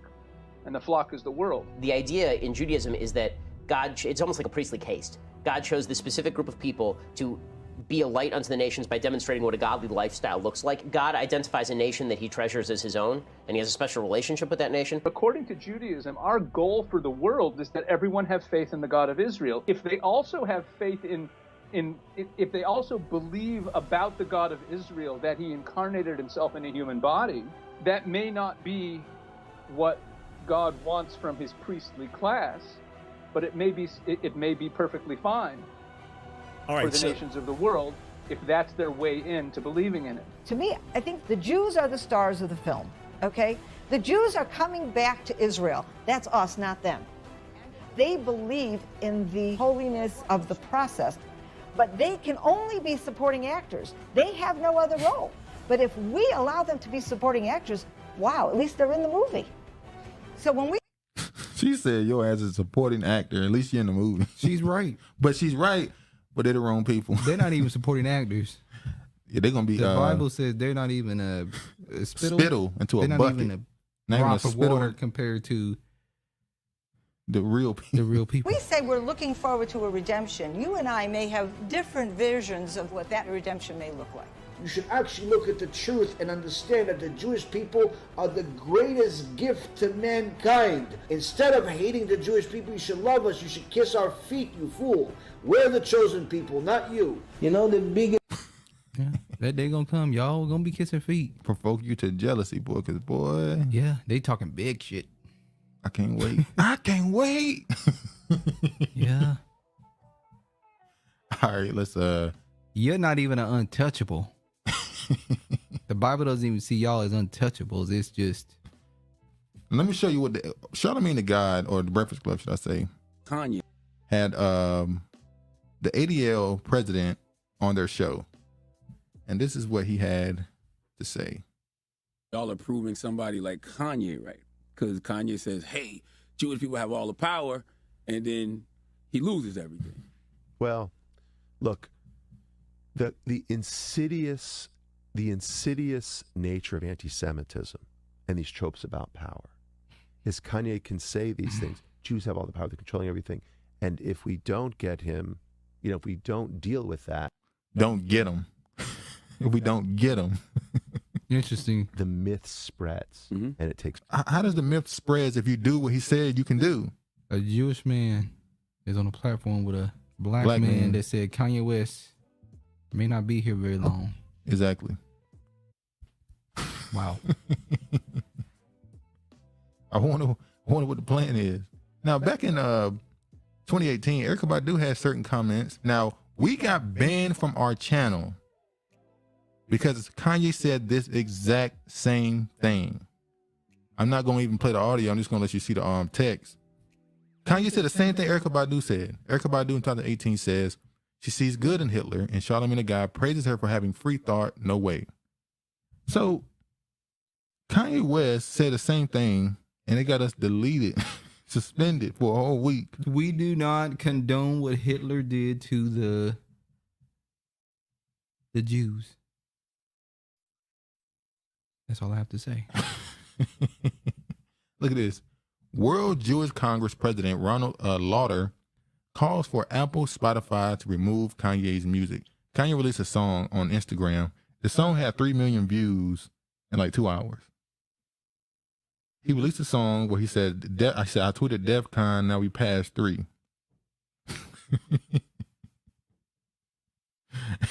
And the song, the beat was fire. I ain't gonna lie, the beat was hard as hell. So they deleted the post. They banned him from, suspended him from Instagram. And now they're asking for his music to be removed from Apple and Spotify.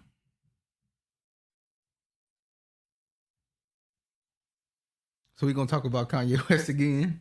Again? It's not. You don't think this don't tie to the last thing we just talked about? No, it ties to it. I'm just saying. Kanye West is a Kanye West is a Kanye West get you banned if you talk about him. Kanye West put you in the dirt. Well, the point of this I'm showing this is the boy's too hot right now. We gotta let him cool down. They called himself the World Jewish Congress, and he has a president. So he's the president of the Jewish world,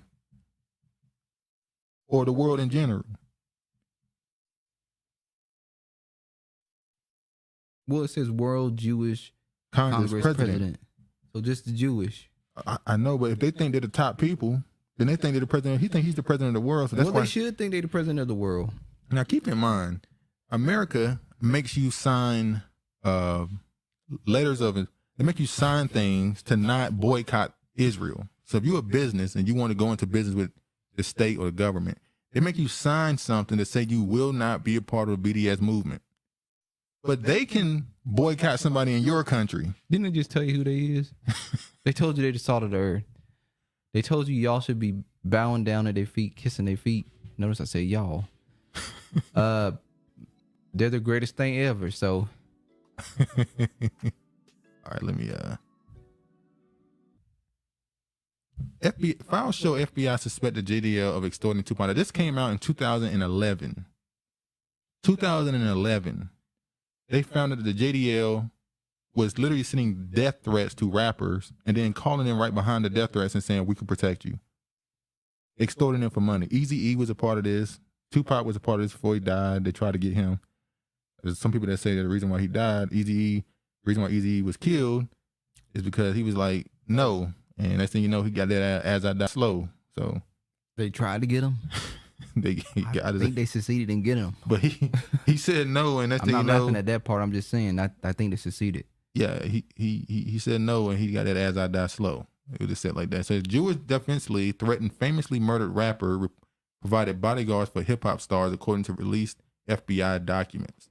The FBI released files this week in the murder of rapper Tupac Shakur in 1996, revealing the Jewish Defense League was suspected of extorting money from various rap music stars via death threats, including Shakur and another performer, Eazy-E. The scheme involved in other subjects making telephonic death threats to rap star, the file state. Subjects then interceded by contacting the victim and offering protection for a fee.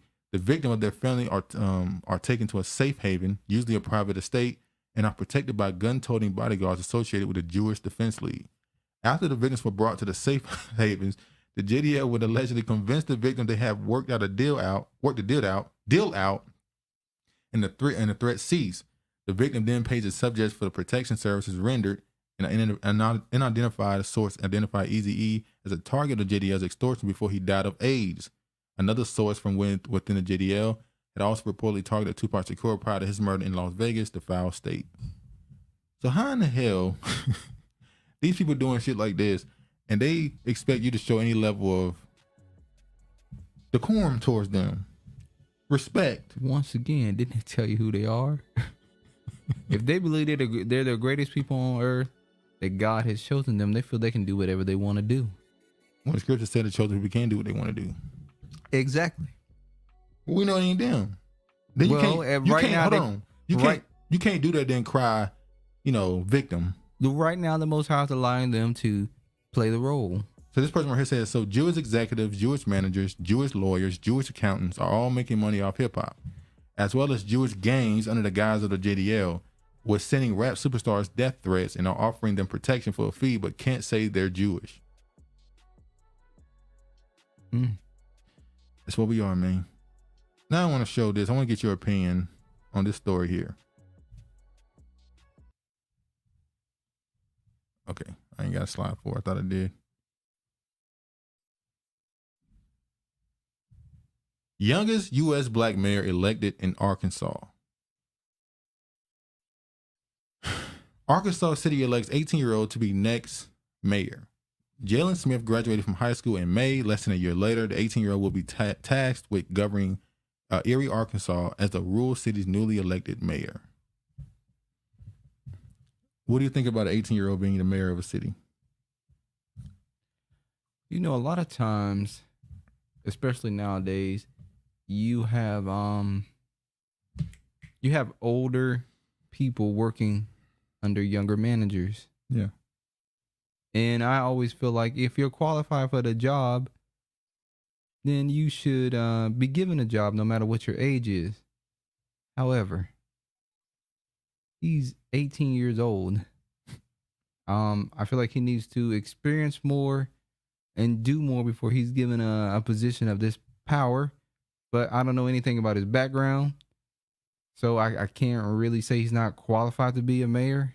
I'm just saying 18. I think just like there's a cap on how young and how old you are for, being a president or other government jobs, I think 18 is too young to be a mayor. What isn't the argument we always have against older people is that they're stuck in the old ways, and that a young person will come in with new ideas and see things through a totally different view.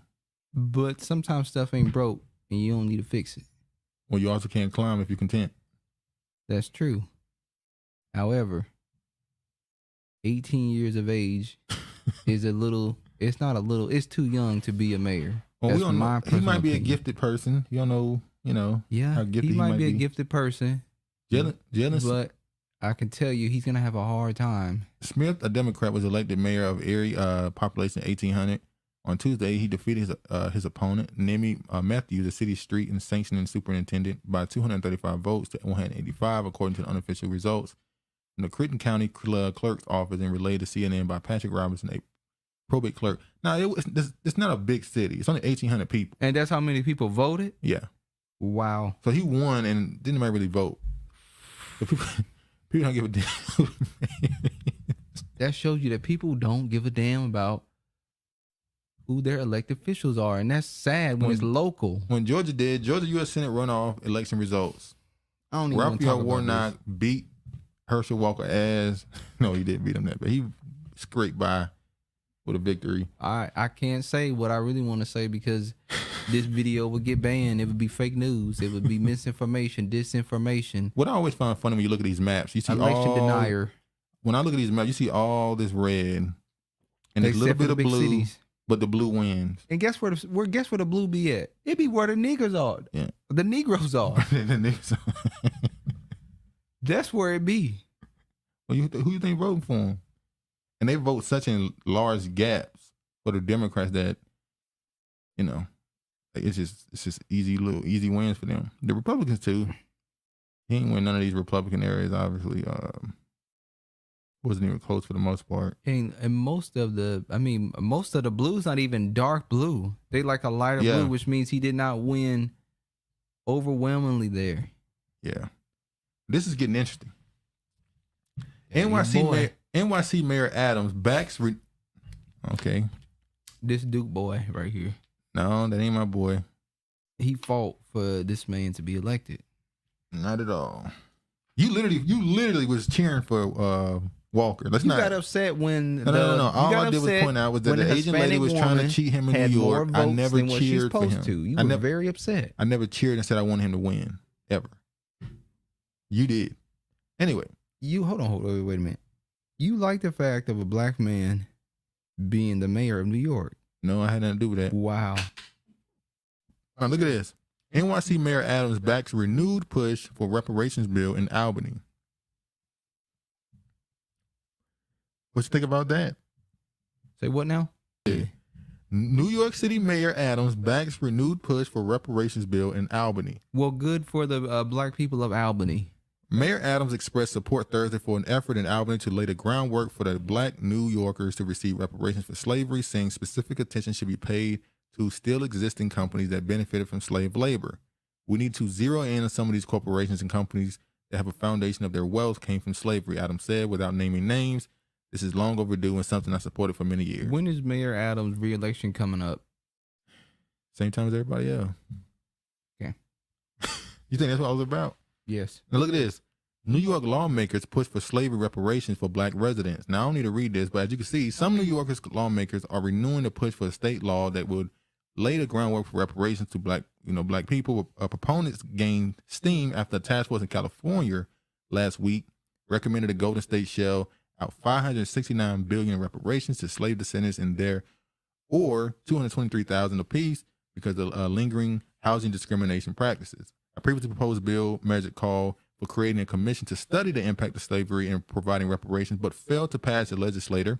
It has now been revised, backers say. I guess who wrote it? This bill in New York. Now, the one in California was written by a black American. This one was written by, I think she's UK Jamaican, dual citizen, and she's Haitian. Now, this is the previous, if I got it up here, yeah, this is the previous bill they had that didn't get through. This is the one that didn't get through. Now, let me read this first little part right here that'll tell you why it wasn't something you really wanted. Relates to acknowledging the fundamental injustice, cruelty, brutality, and inhumanity of slavery in the city of New York and the state of New York, establishes the New York State Community Commission on Reparation Remedies to examine the institution of slavery, subsequently de jure and de facto racial and economic discrimination against African Americans, the impact of these forces on living African Americans, and to make recommendations on appropriate remedies provided for the repeal of such provisions. The reason why this is not good is because it's all about just acknowledging the injustice. So this whole bill kind of flopped because the whole thing is just about getting a study and an apology. Not only that, the term African American, that can apply to anybody. Well, what is an African American? Now, for me, an African American is an American descendant of slavery. You can't say that because African American is an African who's American. Exactly. That's why I'm saying anybody that's black can go under that term African American. That's what I'm saying, but I guess they put it like this because they're saying when you say African American, slavery is automatically understood who you're talking about. It's not understood. They blurred, they muddied the waters. Lines. So you don't know anymore. Kira Davis, this is a Republican. Kira Davis, the left's $500 billion slavery reparations fantasy is a woke joke and an insult to every black American whose ancestors sought freedom from the government, not more bondage to it. So this is another Republican who's trying to get some clout on disagreeing with reparations. She black? Well, I mean, if you want to, I don't know what her ethnicity exactly is, but I would imagine she's considered black. How she look? Hold on. Is she right here? Hold on. They got a load. That's her. Yeah, Kira Davis hosted a podcast, Just Listen to Yourself, with Kira Davis and deputy managing editor of TheRedState.com. So yeah, she should have been Kimberly. You don't even got to read this. The second you hear somebody make this point about the government control, you already know how argument is against reparations and all this stuff. Pull yourself up by your bootstraps. Now I want to show this too.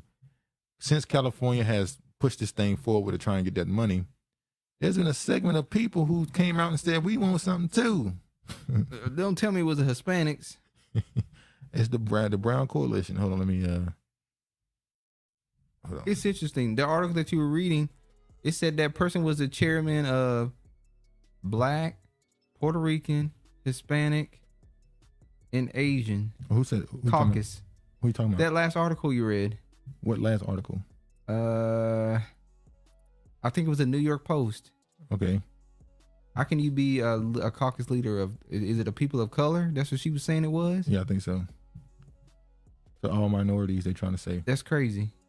All right, so an all Latino cruise show on LA Hip Hop Radio thought it would be funny to share to their mostly Latino audience California's latest on reparations for African Americans. As a black woman in LA, I know some people of color secretly hate us and don't know black history. All right, let me show this. So this is what they show. You see, they show this: descendants of slaves in California could receive $200,000. These are the responses. Yeah. Now everybody finna check their roots. Don't be surprised when you find out where you come from. What about the Mexicans? Did we get the land back? Exactly. This is stupid. It's fucking history. Learn from it and move on. Wow. What's stupid?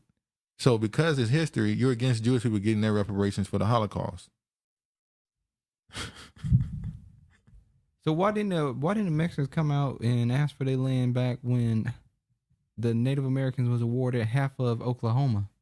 So say, oh my God, stop the shit already. Is that's the case? All different races are going to come out with some kind of stupid lawsuit just to get money. Nowadays, if you related to someone like 150 years ago and went through something, well, that's back when you don't deserve any money. The people who actually went through whatever they went through, that's their money. You don't deserve shit. Let these people rest. This isn't because they're about their descendants. They could care the fucking less. They don't want to do work and want free money. It's bullshit. What about Native Americans? You can't even spell Americans right. Why is it when you talk about black people getting reparations, people start bringing up Native Americans? Because black people are the real Native Americans. That's why. Are we going to pay back Mexico for stealing the entire Southwest?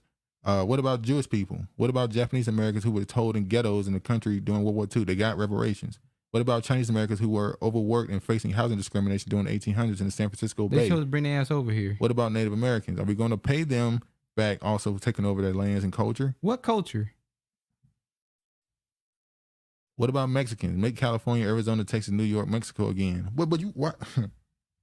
Okay, we'll give it back to you. We're gonna take all the resources and shit out of it, and let's see what you do with the land. Oh, it's gonna be just like Mexico. A dump. Let me show this. It's gonna be full of beans and taco restaurants. Oh, but if white people decide to go back and stay in the area, they'll still have the Pilates and stuff there. Look at this. Someone said, imagine telling millions of immigrant families in California who are struggling to make ends meet that they're responsible for paying something that other people's ancestors did in some part of a world that had nothing to do with them.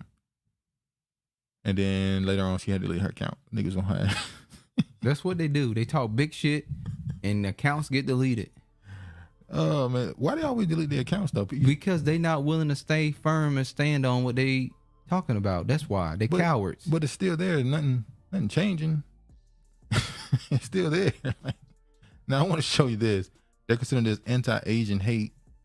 Someone said this is a progressive Democrats bring to council chamber. Open anti-Asian hatred. Totally unacceptable. But at least they're not even trying to hide it anymore. Vote accordingly. Let me show you this. These black people getting sick of it. Let's see what they have to say. This is not about felonies. It's about race. It's about black people. You see them Asian people that I just was talking? I live in Rico Park now. That is the racistest neighborhood I've ever been in. And it's nothing but Asians in there. If you go in the store, they will follow you around like you're getting ready to steal something. How does anti-Asian? So that garbage that they was talking up here, because that's all it was garbage. You know what I'm saying? Because they don't want black people to live in black people's neighborhood. Because it's not their neighborhood. Because they from China, Hong Kong. We from New York. This bill has got to be. What's anti-Asian? Oh, telling them that they go back to Hong Kong and When stuff? he brought up they from China, Hong Kong, that was anti-Asian. That's true. But the Asians done told y'all. Oh, They yeah. were here. The Native Americans are considered Asian. They are part of the yellow people. Remember, we talked about the Emancipation movie, and we talked about the Caucasian guy who had a picture of this man on the carpet. He owned the original picture, and I was asking the question: why do these people want to own? Why do you want to own something like that? So because of that, people are now writing stories about the original Whip Pete, the brutal true story of the slave who inspired emancipation. The photo of his scrounged back helped turn the tide on the American Civil War, but who was the man behind the horrifying image? So they went into the detail on who he is, and you just go, what?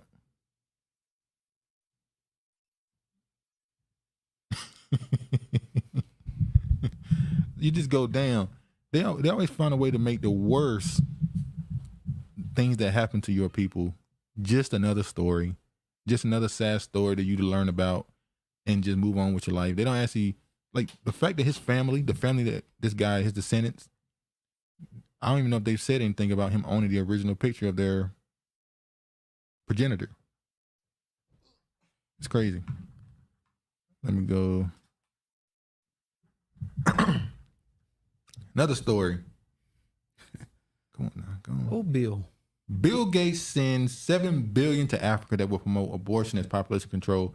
Now, they said they said that he's sending that money there to help those people with food and resources. That's what they say it's for. Water. They'll say it's for resources, but we know what Bill Gates believes, so more than likely it's going to create a whole bunch of pop-up shops. Depopulation. Now look at this. Nigerian military rejects Reuters report of secret mass abortion program. Nigeria's defense chief, General Lucky Irabor, said on Thursday that the military will not. Now, why is the military got to investigate it? Why not they have a police force, right? Investigate a Reuters report. I think they got a police force. That it ran a secret mass I guess the military did this. I'm sorry. The military will not investigate a Reuters report that it ran a secret mass abortion program because the report was not true. Reuters report on Wednesday that the Nigerian army had run a secret, systematic, and illegal abortion program in the country's northeast since at least 2013. The program has involved terminating at least 10,000 pregnancies among women and girls, many of whom have been kidnapped and raped by Islamist militants, according to dozens of witness accounts and documentation reviewed by Reuters. Asked about the report, he told reporters that the military will not investigate what is known, what you know is not true. I don't think I should waste my energy on such things, he said, according to the news conference addressing insurgency, terrorism, and banditry in the country.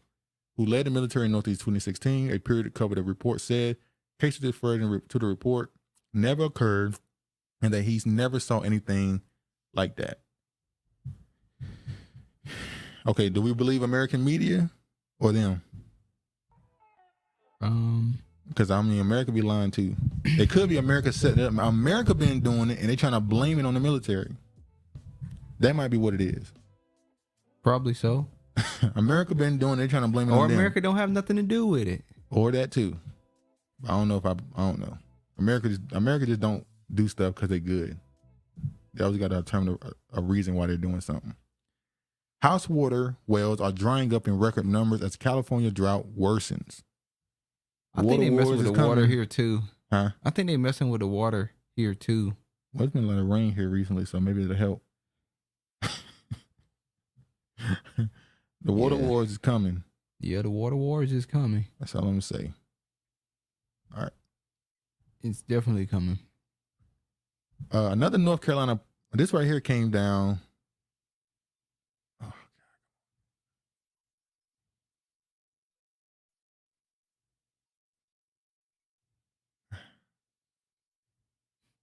God.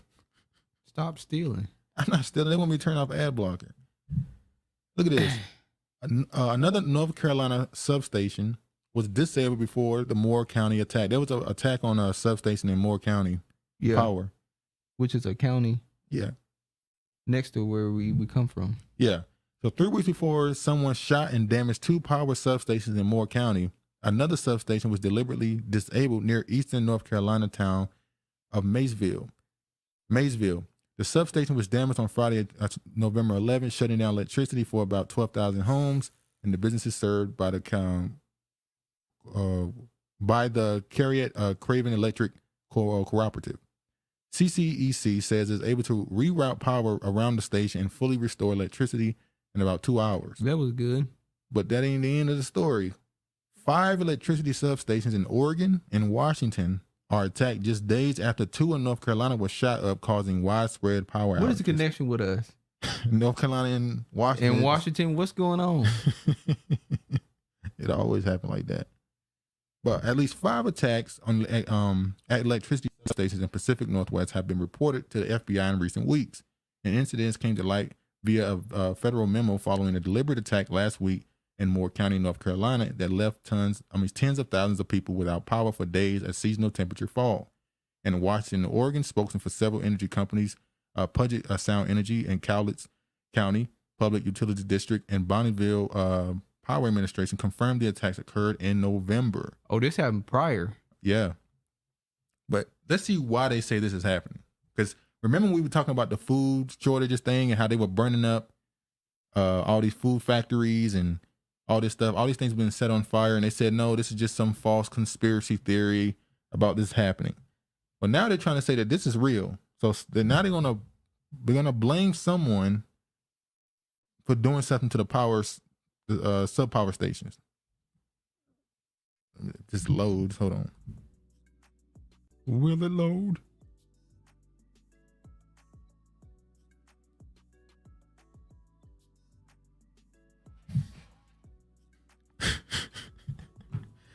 Is this gonna load, man? Come on. Oh God. It's that time of the day. Come on, Mike. Okay, here we go. Are you sure? Yeah, that's it. Investigators are zeroing in on two possible motives centered around extremist behavior in North Carolina power station attack. Listen to this. Investigators who have found nearly 24 shell casings of a high-powered rifle are zeroing in on two threads of possible motives centering around extremist behavior for the weekend assault on two North Carolina electric substations. The news comes from as a primary utility company in Moore County restored electricity and the final customers of the 45,000 homes and businesses that initially lost power. Officials on Wednesday also announced a total of $75,000 in reward money for information leading to the arrest and conviction of a person or people responsible for Saturday's attack. One thread involves the writings by extremists on online forums encouraging attacks on critical infrastructure. The second thread looks at a series of recent disruptions at LGBTQ events across the nation by domestic extremists. The FBI and the North Carolina State Bureau are assisting in the investigation. Investigations have no evidence connecting the North Carolina attacks to the drag event at the theater in the same county, but the timing of two events are being considered in context with the growing tension and armed confrontation around similar LGBTQ plus events across the country, the sources told CNN. So they turned off everybody power. But they saying it was just to do something to the drag show. To do something to the drag show. They would do that to everybody else's power. I don't Now, isn't that a conspiracy theory? They could literally just go in there and just affect that one theater. Exactly. They can just cut the lights to that one place. Do better. Why would they shut down the whole city? Dumbasses. All right. Does logic even exist anymore? I don't believe so. Ousted Twitter counsel Jim Baker vetted Twitter files without Elon Musk's knowledge, Matt Taibbi reveals. Of course, coming to Seattle. So basically, I ain't even got to read this. This dude right here was working with the FBI. He is one of the main people that was pushing the Russiagate thing against Trump. Now he's a lawyer for Twitter, basically. Elon Musk was going to release the Twitter files and the internal documents about the banning and the shadow banning of people on Twitter. But before he started releasing it, there was a delay. And everybody like, why did this delay happen? Well, it turns out on the files when they released, it had the name Jim on it. When they called and asked who is Jim, Jim Baker. People like, how the hell did he find a way to get to vet these documents before they get released when he has got an agenda for this stuff not to be released properly? So he, obviously, immediately, Elon Musk fired him. But how did he even get access to the documents before they were released? And Elon Musk apparently, allegedly, did not know he was even vetting them. Wow. So now he's fired. We know that CIA and the FBI they implanted into the Twitter and Facebook and all those places. Those are pretty much ran by the CIA and FBI. But the fact they were so open about it, that situation is crazy. Video report. Biden accuser pushes for investigation. I'm just putting this up to say, why haven't they already done this? What, went after Biden? Yeah, I'm talking about the Republicans. They should have been doing this during his presidential run. The fact that they didn't say anything about this woman and the liberals just threw her to the side. It was no more Me Too. You ain't hear about Me Too since this woman came out. When literally when she came out against Biden, Me Too died. Sure did. It died immediately. You ain't hear no women coming out accusing nobody, nothing. Nope. They said, shut up. You can't say that no more. Because if you come out and accuse somebody, people This gonna might keep, pop back up in the they're going to keep headlines. referencing her. So Me Too died when she came out. Believe women died when she came out. No, wait a minute. This story right here. Yeah. Paul Pelosi attends Kennedy Center honors in first appearance since hammer attack. So this man had a concussion. No, let's say it like this. They said he was beat in the head with a hammer. We saw his son say that he had to be put back together. We heard him say that he was in intensive care, all this stuff. But he's out and about with a glove on and a hat on now. Well, there go the other glove. I believe when that gay connection stuff got connected to this story, they killed it. Yep. The second people started saying, wait, this dude is allegedly a gay prostitute. That was at Paul Pelosi's house. All of a sudden, the story died. The man he lived with, talking about the guy who attacked Paul Pelosi, he's known for taking pictures of homosexual events. And it just so happened that he was living with this man. There's even a picture of him taking his stuff out of his house after the attack. All of a sudden, this story got washed up real quick. People got suspended for talking about it a certain way. And this story ended immediately. So look at Nancy. Nancy said, I'm finally leaving the job. I'm going to let these things swing. Hang on them. All right, let's go to this final. Nancy said she finally can be a natural woman. You made me. Paul ain't feeling it though. Nah, Paul said you already washed up. Okay. Undercover video reveals dean of elite Chicago school bragging about handing out dildos, butt plugs, and lube to students as young as 14 and bringing a drag queen to hang out during lessons about queer sex. When you look at this man, you automatically go. Yeah, you know exactly what he on.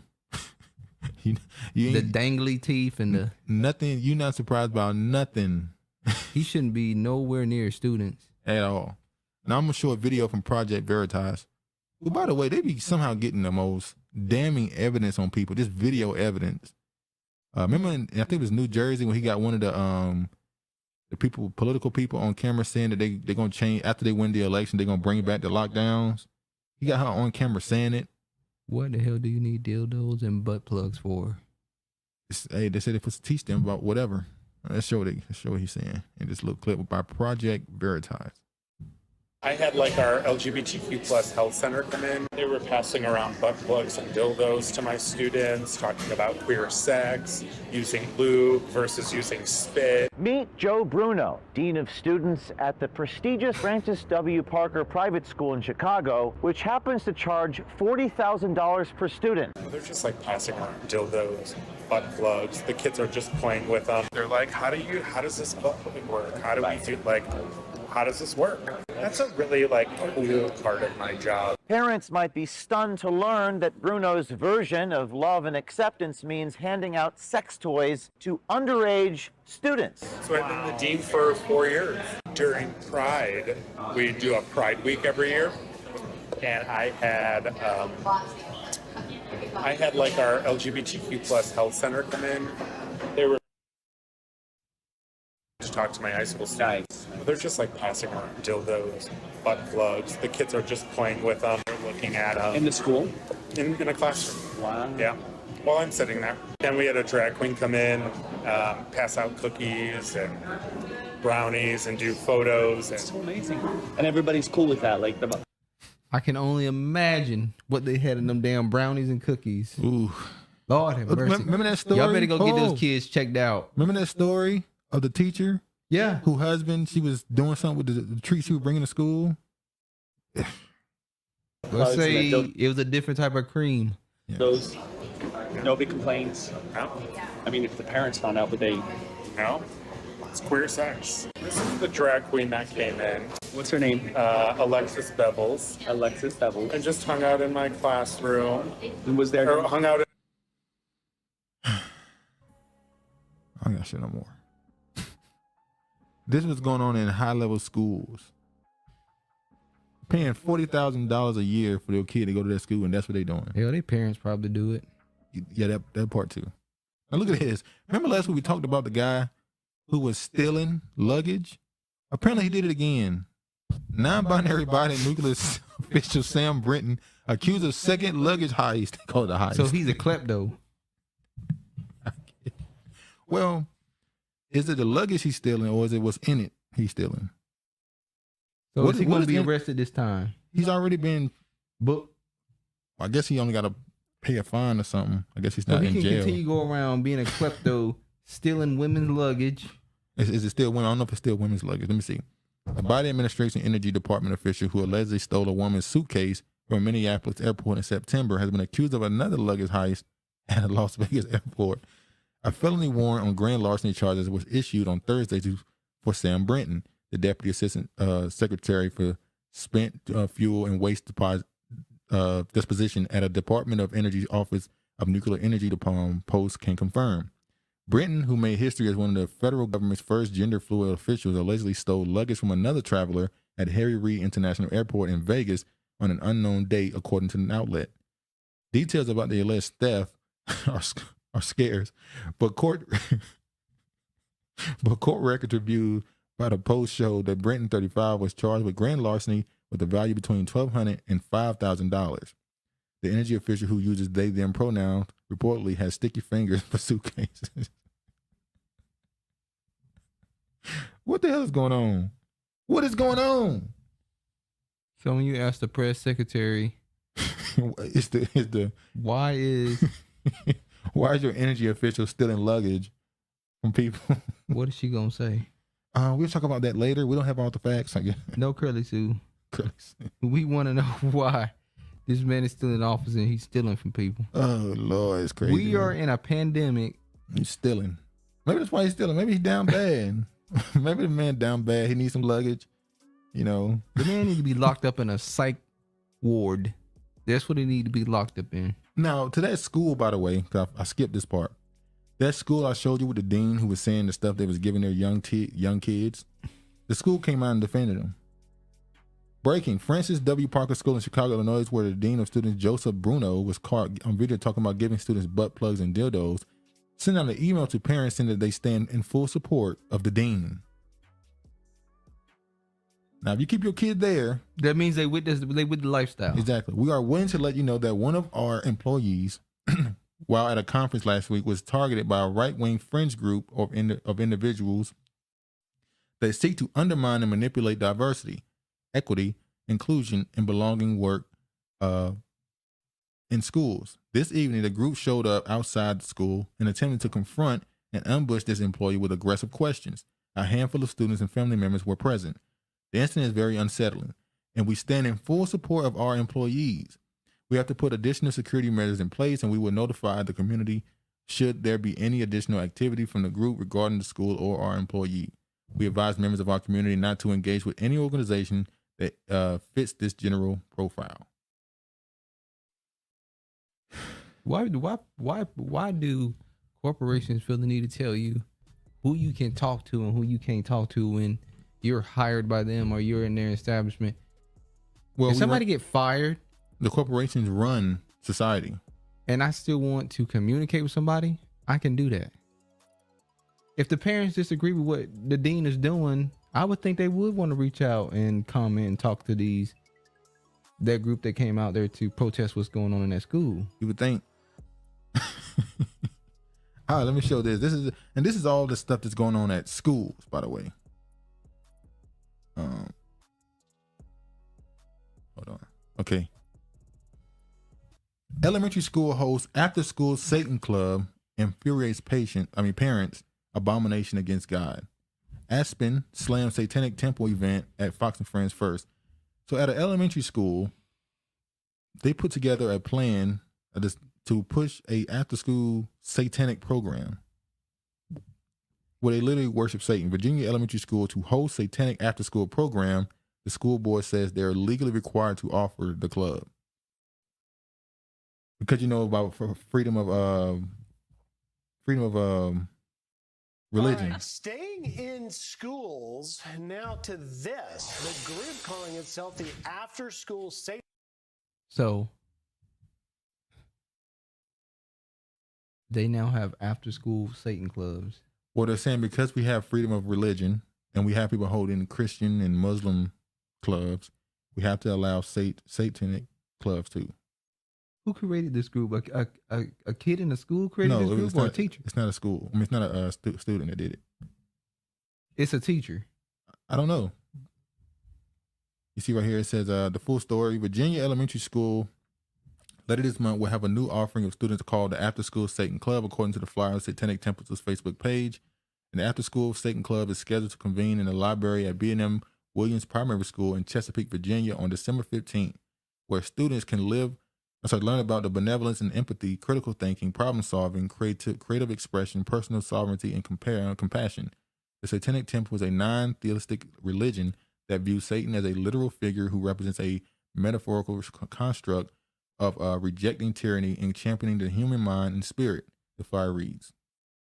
That's so interesting you had this story. So you know the National Geographic does YouTube series. So they have a YouTube series on Satan. And I was watching it the other morning.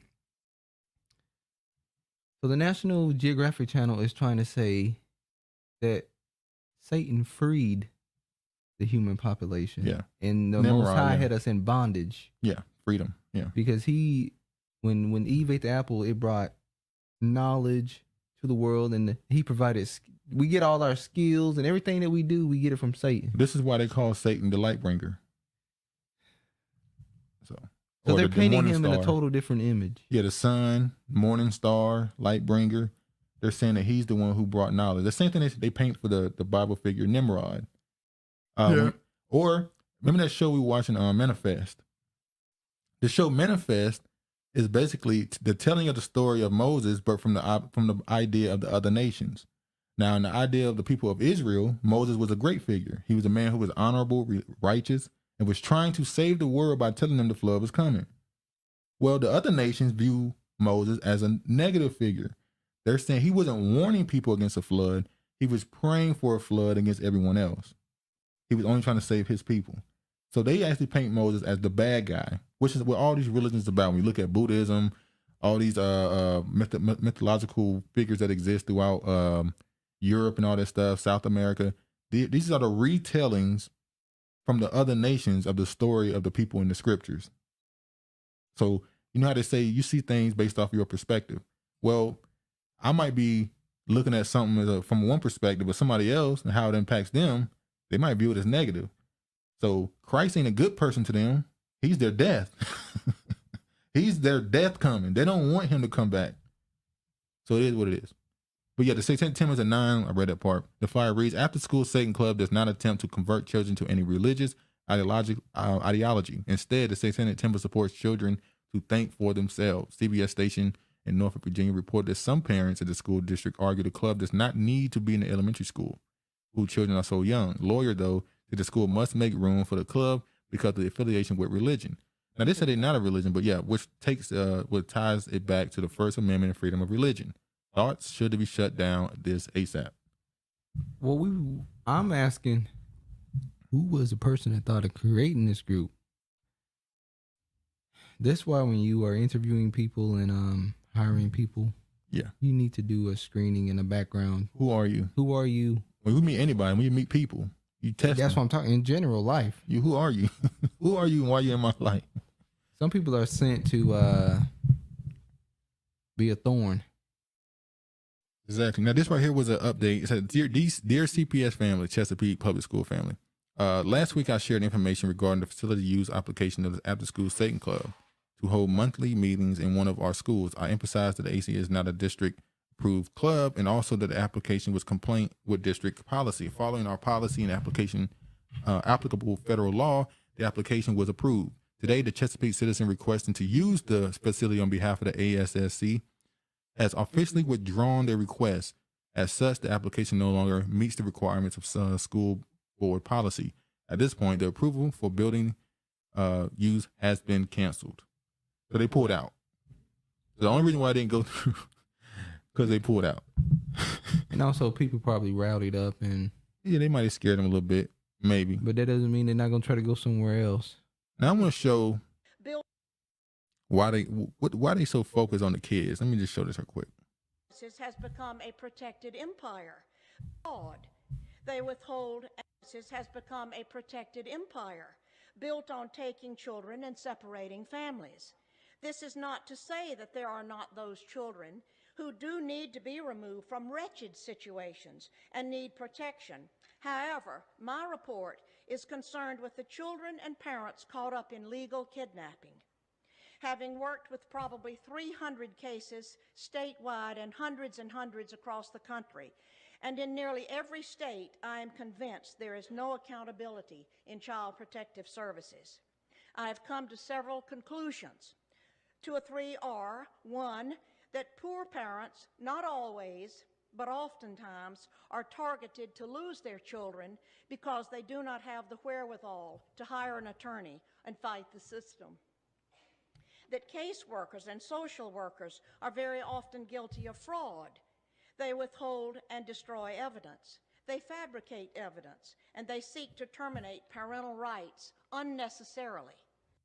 Now she's talking about child protective services. Yeah, Does this not CPS. sound like the schools? Yeah. This sound like school now. That the separation of families and the snatching of children is growing. Remember when people telling that story back in the 90s, or the joke started in the 90s, the 80s, how one day parents gonna be scared of their kids? How the kids gonna be snitching on the parents at school and get you taken? So the parents are gonna be letting the kids do all type of crazy shit? Yeah. When we're here.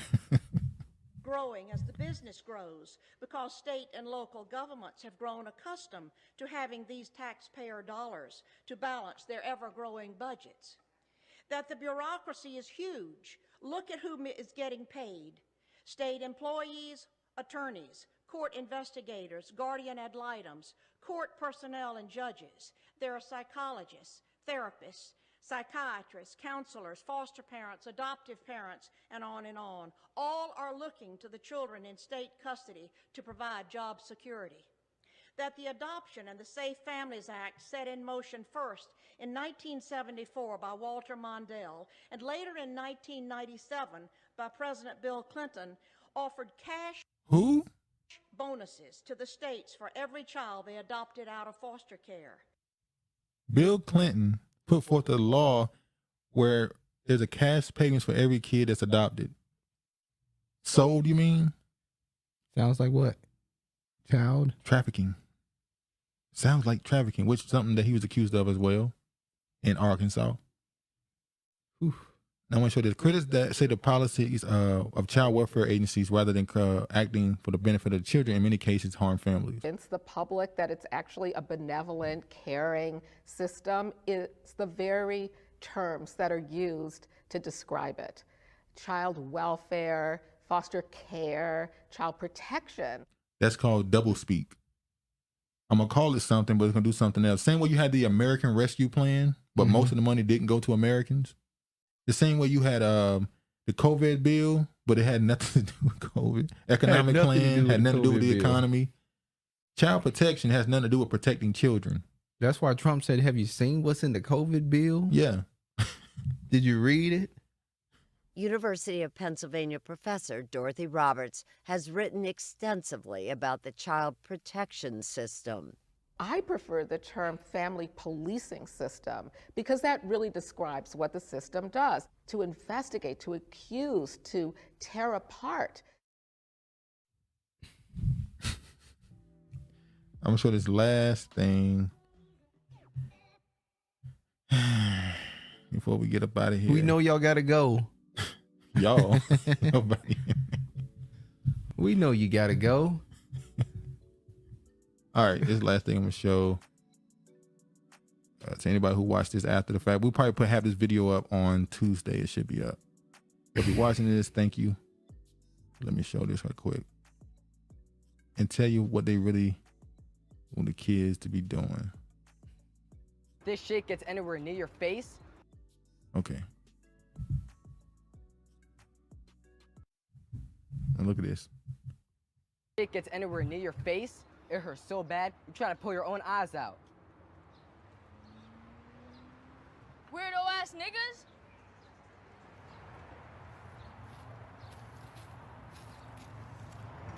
Tina, you okay? I am now, thanks to you. What was that about? They try to get me to show them my dick. You say the craziest shit, yo. I'm serious. Wait, you ain't know? No, what? My secret. Are you for real right now?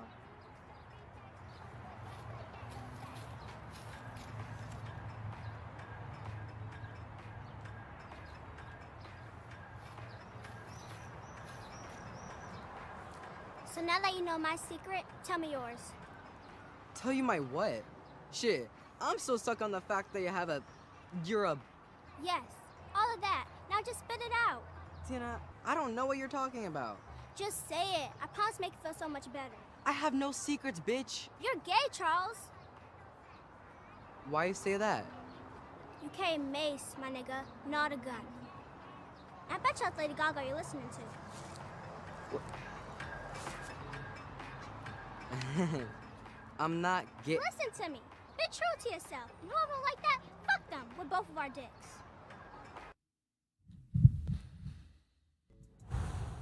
What the fuck is this in? I don't know. I don't care to watch it. Who would create this kind of content? It's so. Was this Lee Daniels? I wouldn't be surprised. That Wow. was so.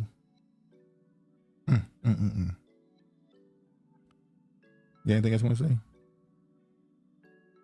Damn, we leaving on a bad note. Thanks for viewing the channel. This world is getting wickeder. Lord have mercy. Yeah, Damn. man. Yeah, pretty bad. I don't have nothing else to say. All right, man. Thanks you for viewing the video. This should be up on Tuesday by the time you see it. Really appreciate the support. Be sure to like, comment, and subscribe. We got a lot of stuff coming up this week. I'm gonna make sure I cut all this up and put up some more stuff. And be sure to watch us every Saturday around 2 to 2:15 p.m. We're live every Saturday. And we may possibly in a couple of weeks be doing another movie breakdown. We'll see. But yeah, man, with that being said, y'all be safe. All praise to the Most High. And peace, man.